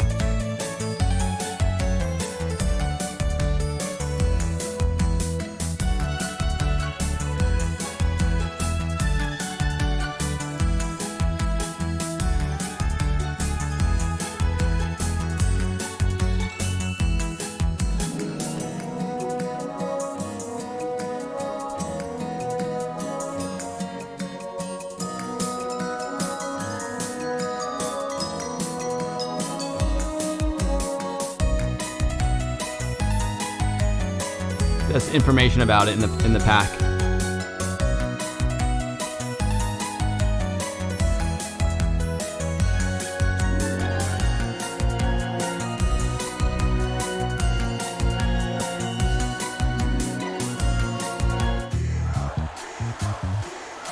Sami Arola, Sensible World of Soccer, goal.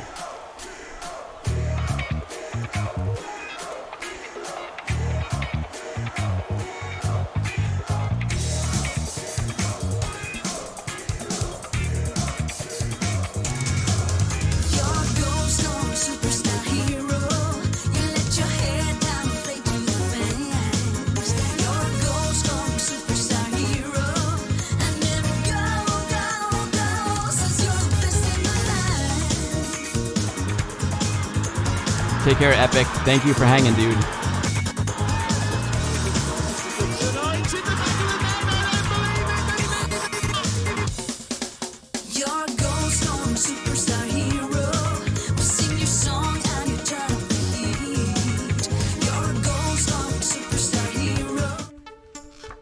I mean, there's so many songs on here. I'm not gonna play them all. Lotus Turbo 2 by Barry Leitch.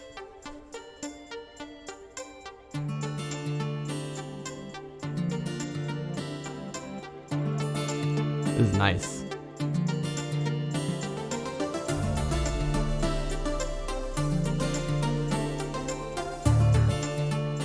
Yo, S Trump, thank you so much for the follow. Appreciate that.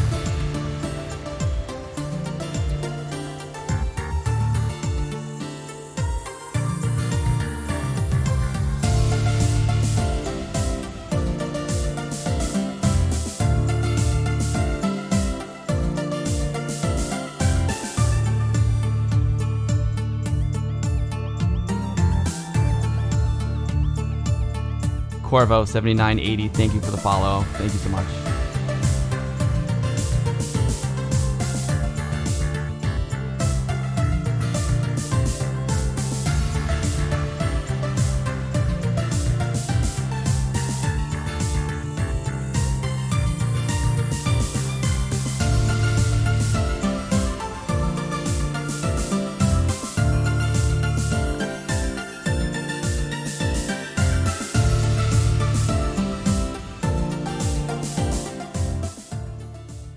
Yo, Owl Anonymous, thank you so much for the raid. That is amazing. Welcome to the stream. Welcome, Owl Raiders. Harry Callahan, thank you so much for the follow. Welcome. We're towards the end of my stream today, guys, but it's been an amazing stream. We had Manuel Jesus from the Apollo team on. He showed us the Vampire V4. Tatters Games, thank you so much for the follow. Welcome to the stream. So if you're new to my channel, I'm Bill and I stream Amiga stuff once a week here on Twitch. Every Sunday at 2 p.m. Eastern, 6 p.m. UTC. So we did the bulk of the stream. Yo, esports are for losers. Thank you for the follow. We played a new Amiga game today called Tiny Bobble. It's an arcade port of Bubble Bobble. It's an awesome arcade port of Bubble Bobble. And right now, I'm doing an unboxing. Like, literally during the stream, my wife delivered 2 packages to me. And we are listening to Amiga Power, the album with Attitude. And these are remixes of classic Amiga songs. And it also comes with this amazing... It's a 2 CD set, so CD 1, CD 2, and it comes with a 100-page booklet that talks about the game and the song. It's amazing. It's amazing. Right now, we're listening to Lotus Turbo Challenge 2 by Barry Leitch. 77 ADIX, thank you so much for the follow, 77. Appreciate that. Owl, thank you so much for the raid. Everyone, go follow Owl. He's amazing. Owl is ace with the Mister, and he's a great streamer here on Twitch. Owl, thank you so much for the follow, dude. Brother Bill, thank you for shouting out Owl. That's a super awesome rage. Thank you. You want to see what's in the other package? Let's put on some Chris Hulsbeck, Apidia. I'm just loving the music so much. Sewers Blast, Apidia, Chris Hulsbeck.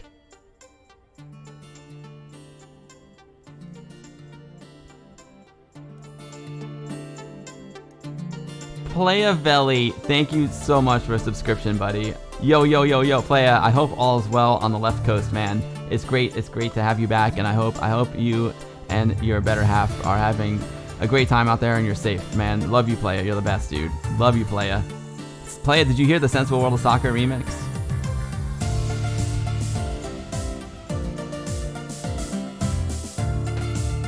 Alright, so Amiga Power album wasn't the only pickup I got during the stream. I got another one here, fresh in from the UK, from Bitmap Soft. Let's check it out. Gary Johnson, thank you so much for the follow. Sorry, Gary Johansson. I'm sorry about that. If you're new to my streams, you will learn that I am silly with the names, hence the word Silly Billy. Thank you so much for the follow. I appreciate it. Again, guys, I'm Bill, and I stream Amiga stuff once a week here on Twitch every Sunday, 2 p.m. Eastern, 6 p.m. UTC. I play new games, I play old games, new Amiga games, old Amiga games, and my favorite thing to do is to have guests on the streams. So today we had Manny from Apollo Team showing us the Vampire V4. It's a new FPGA 68060 implementation of the Amiga. 68080, sorry, of the Amiga. You guys like the Lotus 2? The Lotus 2 song was awesome. And right now we're doing a little unboxing. I'm unboxing two things that I got literally during the stream that showed up in the mailbox. Amiga Power, the album with attitude, and now something from Bitmap Soft.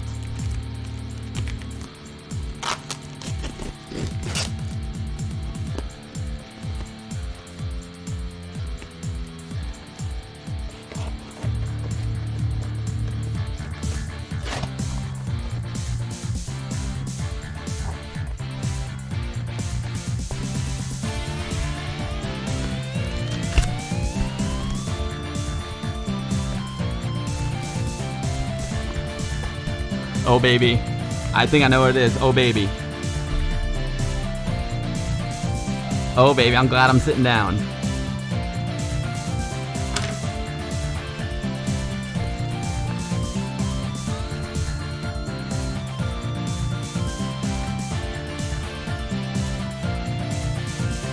Woo! The physical edition of Golden Wing.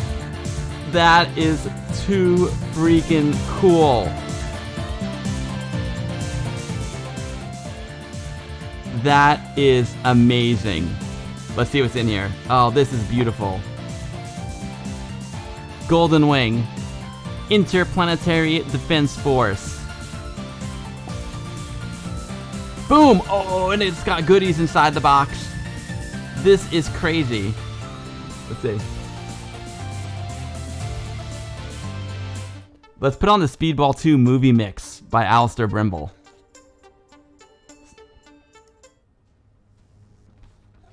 Alright, let's see what we got here. Golden Wing Physical Edition. You guys know I played Golden Wing a lot on the stream.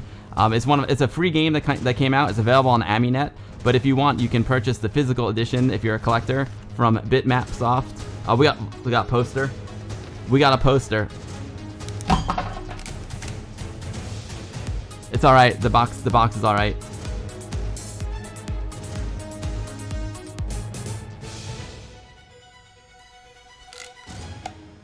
My office is a mess here.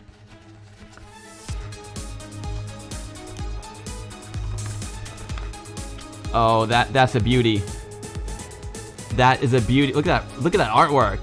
That is some gorgeous artwork right there. Sick. A poster. Very, very nice.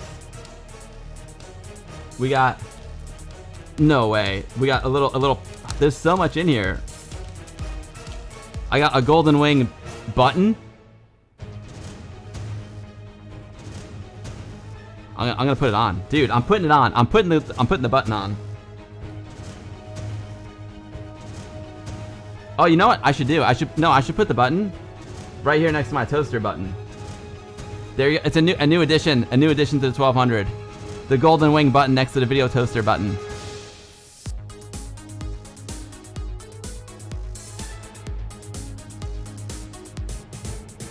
Oh, I'm sorry, Playa. This is Speedball 2 movie mix by Alistair Brimble.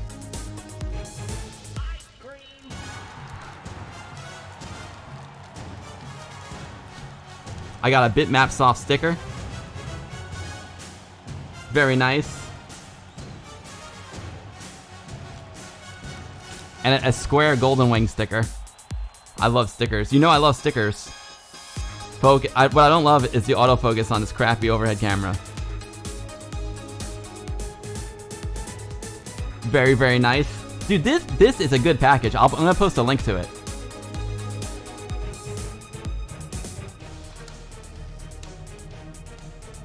It's got a manual. Holy mackerel.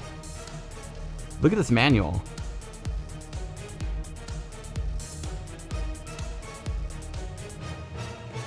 Very, very nice manual. And the print quality is gorgeous. This is freaking awesome. This is freaking awesome. Oh yeah, what else? So Bitmap Soft has got some awesome other releases as well. Look at that. Dude, that is so cool. That is freaking awesome.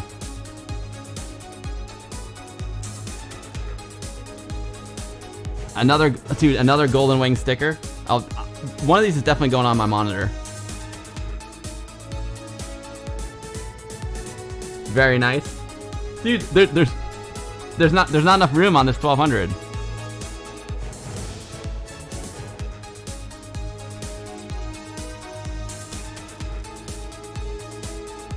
And of course, a floppy version of the game. How awesome is that? How awesome is that? What's coming up next? Let's see, what can we play?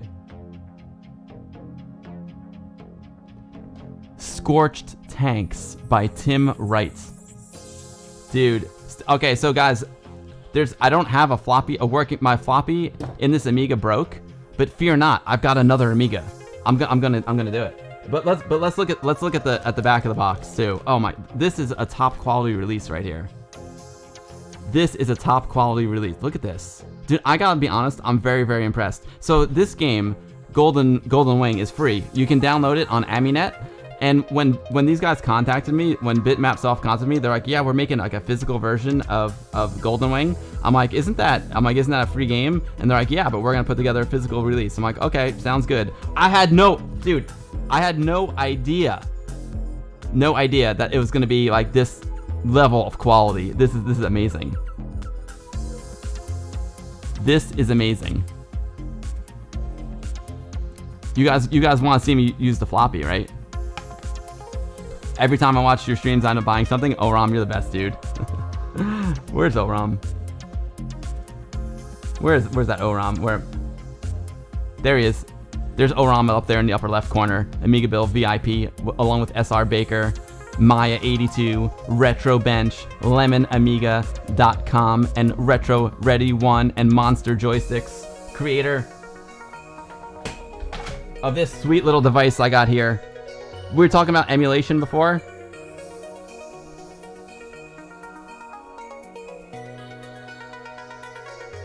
I use this little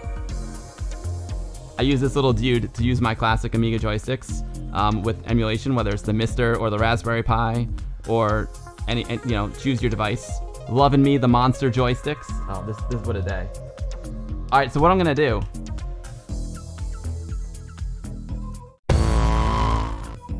Wrong click.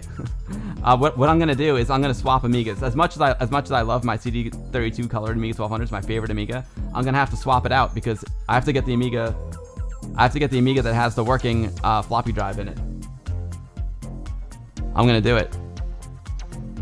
Comatron. I started the stream with that Desire demo.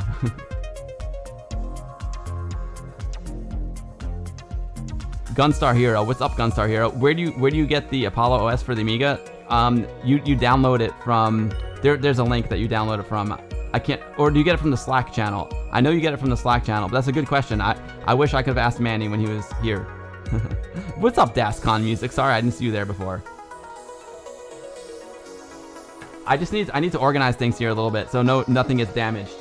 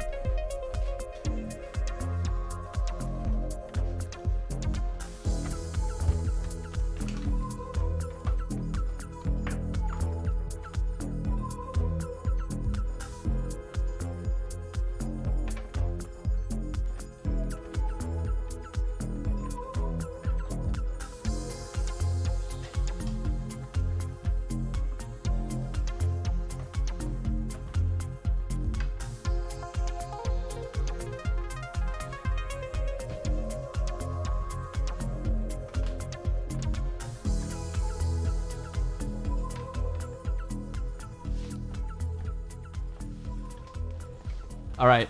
New Amigas in. New Amigas in. This is my NTSC Amiga 1200. Let's see. What are we gonna play next? Some cannon fodder.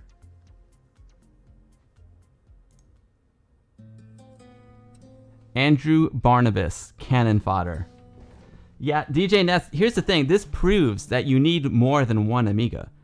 This is you need more. This is exactly why you need more than one Amiga. NTSC, your style, Ram. Oh, this song is beautiful. But I tell you what, I need something a little more up tempo. Touched your hand and felt your softness. Oh wow. Hold on. In your eyes, your Wait a light minute. shone gently in the darkness. Did I really see you clearly? The golden rapture that I knew when you were near me. I like the song. I need you there, but now you're gone away. Didn't know that you can mean so much to me.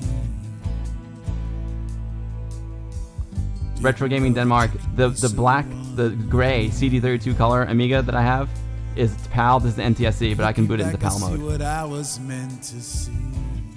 Beautiful song. But let's do some Super Stardust by Tim Wright, because Golden Wing is similar. It's it's an Asteroids type game, so I figured we'll play some Super Stardust.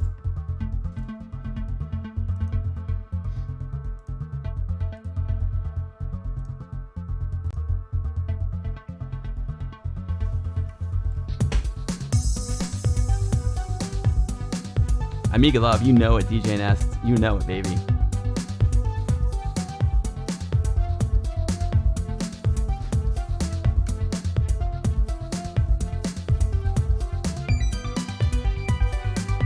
I used to use this machine all the time.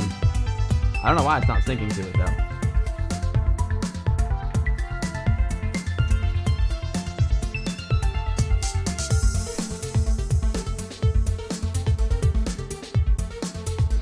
There we go.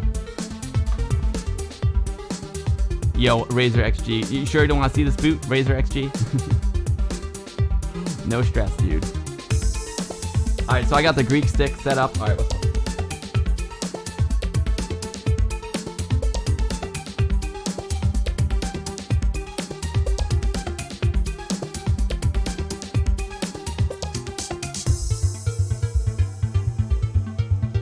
Let's pop it in. Golden Wing physical edition going in. Oh yeah. Oh yeah. All right, I'm gonna as much as I love the song, as well the Stardust Tunnel by Tim Wright, I'm gonna turn it off so we can hear the Golden Wing, because the Golden Wing's got amazing music. So Golden Wing was a party game. It was a party game, and I've seen it evolve over the years, and it's a fantastic game, and I cannot wait to play it right now. Hopefully it works. Hopefully this works. Fingers crossed.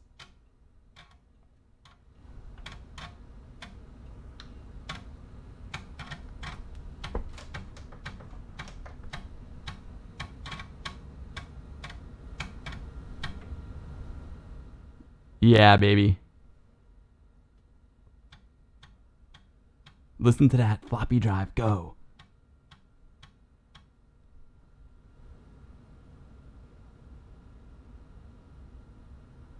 Steps is psyched for the Golden Wing. You know it, Steps. No guru today. No guru today, playa.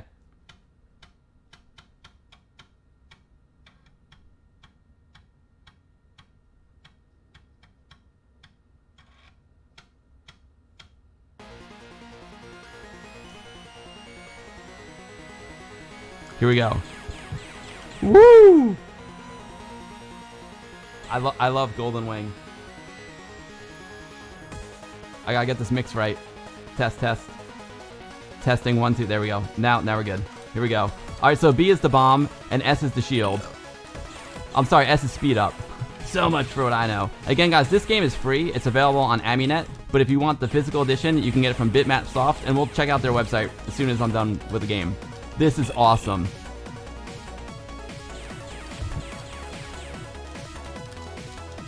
Oh, I just got owned. DJ Nest, you know I'm playing with the Greek stick, baby. As soon as I fix my monster, I'll be back in business with the monster joystick too. I just haven't had time to fix it yet. A little pin broke on it, but they sent me a new replacement, so I'm psyched.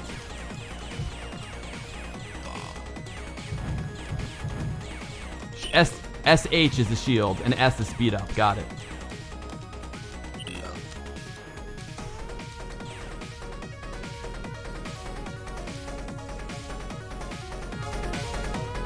How awesome is the music?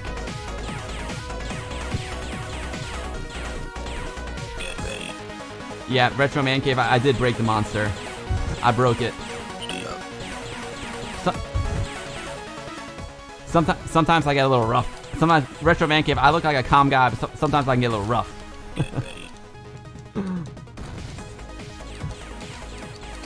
I'm not playing well today, guys. Not playing well.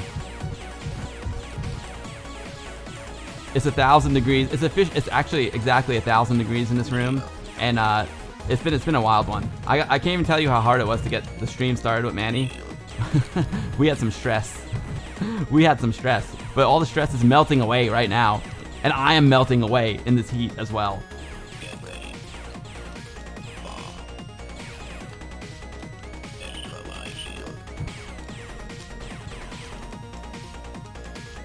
Such a good game. Now, again, if you guys want to download this game, you can do it on Aminet. It's free for everybody. I think I included it in one of my... I'm going to put it in the Amiga Bill grab bag. But if you want the physical edition, which is amazing, you can go get it at bitmapsoft.com. We're going to check out Bitmapsoft as soon as I'm done here. Which is going to be soon, because boy, am I playing like poopy. You want the box? Yeah. The box is so good, Oram. It's so good. DJ Nest.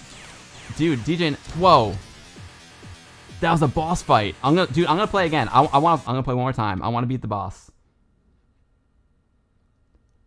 I promised Wife Device I'd be done by 6 p.m. and we're gonna go for a nice walk in the park. It's nice, cool weather here in New York today. It's 1,000 degrees in my room, but it's like beautiful outside. So we're gonna go for a nice walk. That gives me time to do one more round. We're gonna beat the boss. We're gonna beat this boss, and then we're gonna go to Bitmapsoft's website. And I'm gonna show you where you can order this box. Where's this? Dude, this box is gorgeous. Hold on, focus time. Freaking bomb them out. Speed it up too. Why not? We'll drop the bomb and we'll speed up. We're gonna be so freaking hardcore. That's right, baby. That's right, baby. I'm coming for you, boss man. I am coming for you, boss man. Yo, Sparkonis, thank you for the follow. I'm sure I mispronounced your name, but I saw it for like a split second. Do I go bomb? I'm going shield. I'm going shield and then bomb. Shields are key. Boom. See, I went into that bomb fearless because I knew I had the shields up.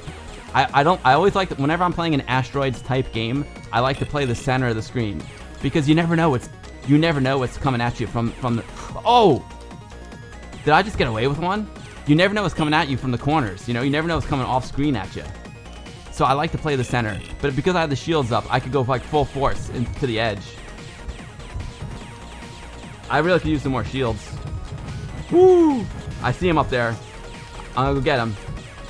Yeah, baby! Oh yeah, we went head first. We went head first into those shields. We put our heads down, put out the fist just like back I did in high school football. Gave him the old stiff arm. Speed up. Oh yeah. We're coming for this boss big time. Where is he? I'm ready. You know how I know the boss is coming, which is so cool? Is that it accesses the floppy drive. I love it. I love it.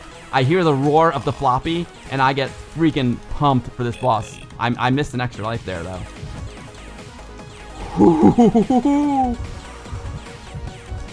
Pro tip, take out the green dudes first, because they shoot at you. And always go for the shield first. Now, I'm feeling I can play fast and loose right now, because my shields are up. Fast and loose with the shields. Fast and loose with the shields. Why not? Sure, I'll speed up. Why not? Do I hear that floppy drive yet? Not yet. Where's that boss? Oh, here we go. Hear the floppy? I love it. I love it. Yeah, come on. Come on. Woo! Oh, he got... All right, good shot. I'm gonna hurt him a little bit. I got my speed up. Speed up is key. I'm gonna go get that extra life. I'm dancing with him right now. I'm learning his pattern. All right, we got 6 lives. All right, if we're gonna take him. We're taking him out. Boom! Oh man, owned him like a noob. Woo! Woo! Listen to this music. Pump it up. Get the shields first. Pro tip: shield, bomb it out. I'll speed up too. While I'm at it, I'll speed up. I'm gonna use my shields. Okay, be careful. Shields are down. Gotta play conservative now. Oram, it was just the first boss. It was just the first boss. And it wasn't easy, Oram. I just made it look easy. I made it look easy. Oh, there was a missile there. Give me that shield. Okay, good. Let's bomb him out.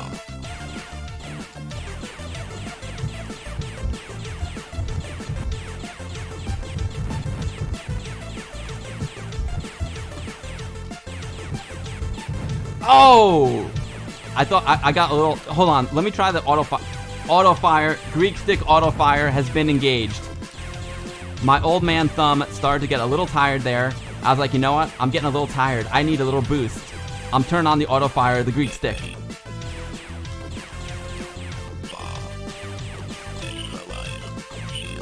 Oh, yeah, you got no chance, bro. No chance.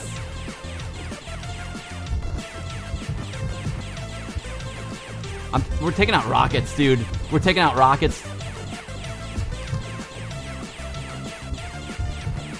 Look at that. Look at the power of the Greek stick auto fire. I just like went right up to that shield. I couldn't quite get to the shield. I need to blast my way through. Freaking Greek stick auto fire. Engage, baby. Ho ho ho ho ho. Woo! Listen to the music. Listen to the music. Grease lightning, you know it, Retro Man Cave. Pro tip, get the shields first, and then you can just go nuts. I think the shield bomb 1-2 combo is pretty awesome. Oh, I'm ready. I am so ready.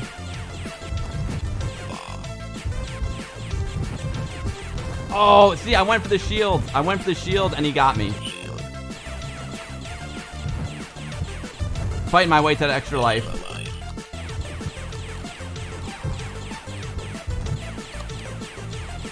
I can dodge. I dodged that one. I had my shields up, but I still dodged it. Look out, look out, look out. All right, clear those guys out. Fight the way back to the center.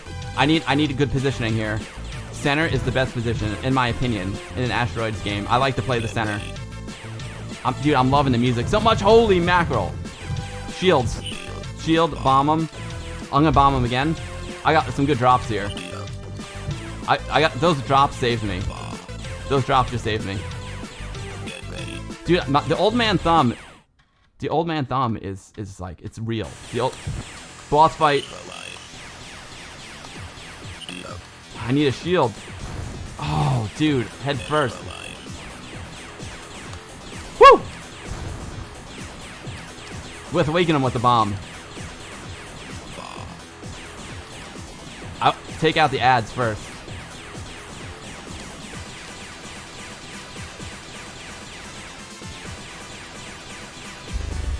Oh yeah! Oh yeah! Oh yeah!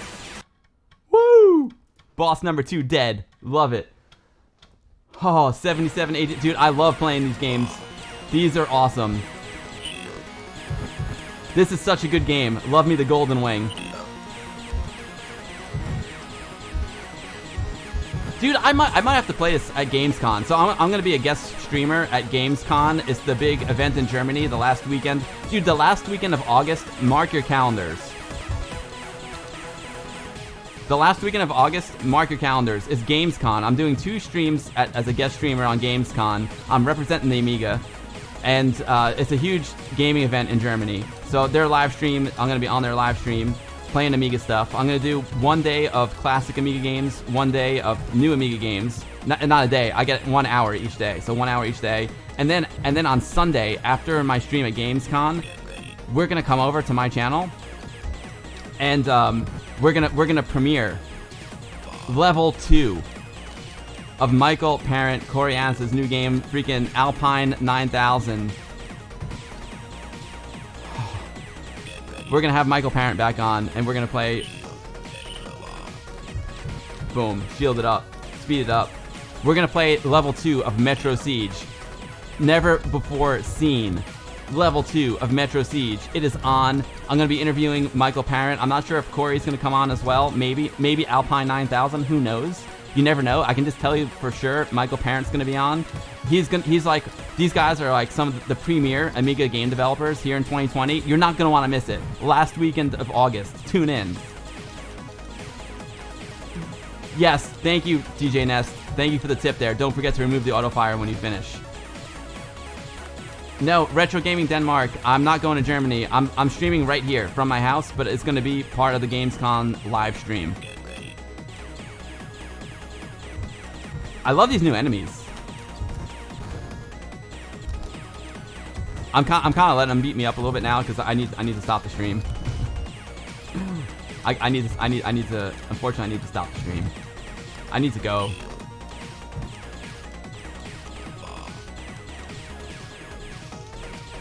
How awesome is this music? DJ Metune did the music to this game, and it's awesome.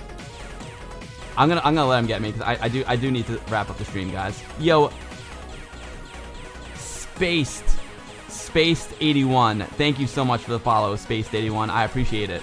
Welcome to the stream. Thank you for following me. I stream every Sunday here on Twitch at 2 p.m. Eastern, 6 p.m. UTC. Amiga stuff. Copper Sky. Whew. Oh, let me just see it. Let's just take a look at this one more time. I just want to show you. We got physical at the end of today's stream. What a stream, dude. This was an action-packed stream. You know what I love about this Golden Wing? You know what I love about this Golden Wing physical edition? You know what I love it. I love it when there's stuff on the side. Where's my overhead cam? I love it. I love it when there's stuff on the inside box on the side. This is a quality release right here, folks. This is a quality release. Thank you so much to Bitmap Soft. This is shocking. I'm in shock. This is a quality release. Thank you, Bitmap Soft.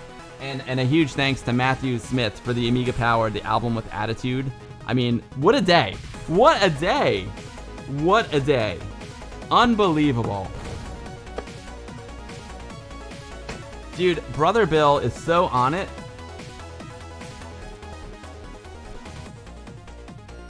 Brother Bill is so on it. Let me here's the link. I have too many things. Oh, here's the link where you can download Golden Wing ADF, so that you can just download the game. It's like I said, it's a free game. It's originally a party game. It was winner of the best game at Capacitor 2017. Written in 68K assembler, 16 color, pre-rendered and hand-drawn graphics and sprites, 3 different in-game tunes by DJ Metune, 8 different types of enemies, several sound effects, 4 power-ups. It's amazing. Amiga 500 with 512 chip, 512 slow. But if you want to, huge shout out to Bitmap Soft. Here is where you can purchase the physical edition at £25, and I will only tell you something. It is worth every freaking pound. This is a quality release right here, folks. This, I'm telling you, I feel it in my hands. It is a quality release. DJ Nest, what a stream. Watching from the laptop in your hotel on vacation. Unbelievable. Retro Gaming Denmark, thank you for being here. Thank you. Thank you so much for being here. Thanks to everyone for being here today. Oram, dude, Oram is not only a Patreon VIP, but he's also in the Amiga Bill sub club. Oram, dude, seriously, thank you so much for all the support, Oram. You're amazing, dude. You are amazing. I'm gonna let Paul sing. Thank you, Oram. I lost you for a few minutes. Oh, Oram, no worries, dude. I hope you got to see Golden Wing Physical Edition. Where is it? I'll do it one more time. Golden Wing Physical Edition. And I highly recommend you buy it if you're a collector. If you're a collector and you love Amiga, this box is going to be awesome on your shelf, along with all the stickers and the freaking poster. It's amazing. Bitmap Soft. And look, they got other stuff too. They got Commodore 16 plus 4, Commodore 64 deluxe edition of this game. They got some ZX Spectrum stuff. Oh, sweet. They got some Amstrad CPC, some other computers I never heard of. I'm just joking around. Unhollowed. This looks cool. Oh, dude. I need this game too. It's a Commodore 64 game. That's for you, Purple Haze. Get on this one, Purple Haze. Awesome, awesome stuff. Go check out bitmapsoft.co.uk. Oh, wow. Brick's Revenge. Brick's Revenge for the Commodore 64. I love Breakout. This looks sick. Dude. Bitmapsoft original, it looks like. That is... Oh, no. Brodecker Games. That is awesome, dude. That is awesome. Yes, it is very... 818. It is very good that new Amiga games are being made. I agree. It's about time to take it to the hot tub, folks. Let me see if any of my friends are streaming. And we'll do a raid. And then I gotta run, man. I'm gonna go get some fresh air, spend some time with the missus.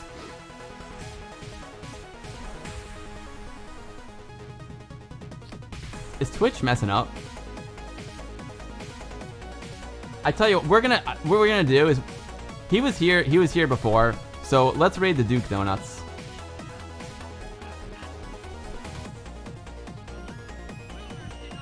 Duke is he's been giving me a lot of support, so I'm gonna raid Duke. We're gonna raid Duke. He's playing something I can't pronounce. Menzo Baron Zaten. A Drizzy Story Part 3. I can't even pronounce it, but it looks like some kind of adventure dungeon crawler. So everyone, go give Duke Donuts some love. This dude is really super, super cool. He's a great streamer here on Twitch. And yeah, everyone, Brother Bill, thank you for being the mod with the most. Thanks to everyone for hanging out today. 3D Code Warrior, love you, man. Retro Man Cave, I cannot wait for your goodies. I'm gonna send you some goodies, Retro Man Cave. I want you to send me your address. We'll talk offline. I figured out something to send you. I'm so psyched. 77, thank you. You're welcome. You're welcome. I'm glad everyone enjoyed the stream. Thanks to everyone for hanging out today. I love doing these streams because I love hanging out with you all every month. I need some commissions coming for all the recommendations on these games. At least, hey, I'm not gonna lie, they sent me that for free, so that's cool. That's very nice of them. I would have bought it because I like to support people. Maybe I'll buy another one. Playa, you the man. Retro Man Cave, you rock, dude. Yeah, you Tatters, you like that game? Awesome. Yeah, it's a dungeon crawler, and Duke is the man, so we're gonna raid Dukes. Ash, you rock. Ash, it's great to see you back in stream, and I hope all's well. It is hot tub time, DJ Nest. All right, everyone, thank you so much for watching. I will see you next Sunday, 2 p.m. Eastern. I have no idea what I'm gonna stream, but I promise it's gonna be awesome. Everyone, thank you so much for watching. Have a great week. You all rule. You're welcome, Maya82. You are welcome. Thank you, everyone, for hanging out today. Well, go show Duke Donuts some love. Tell him Amiga Bill sent the Amiga love. I'll see you all next week. Amiga forever.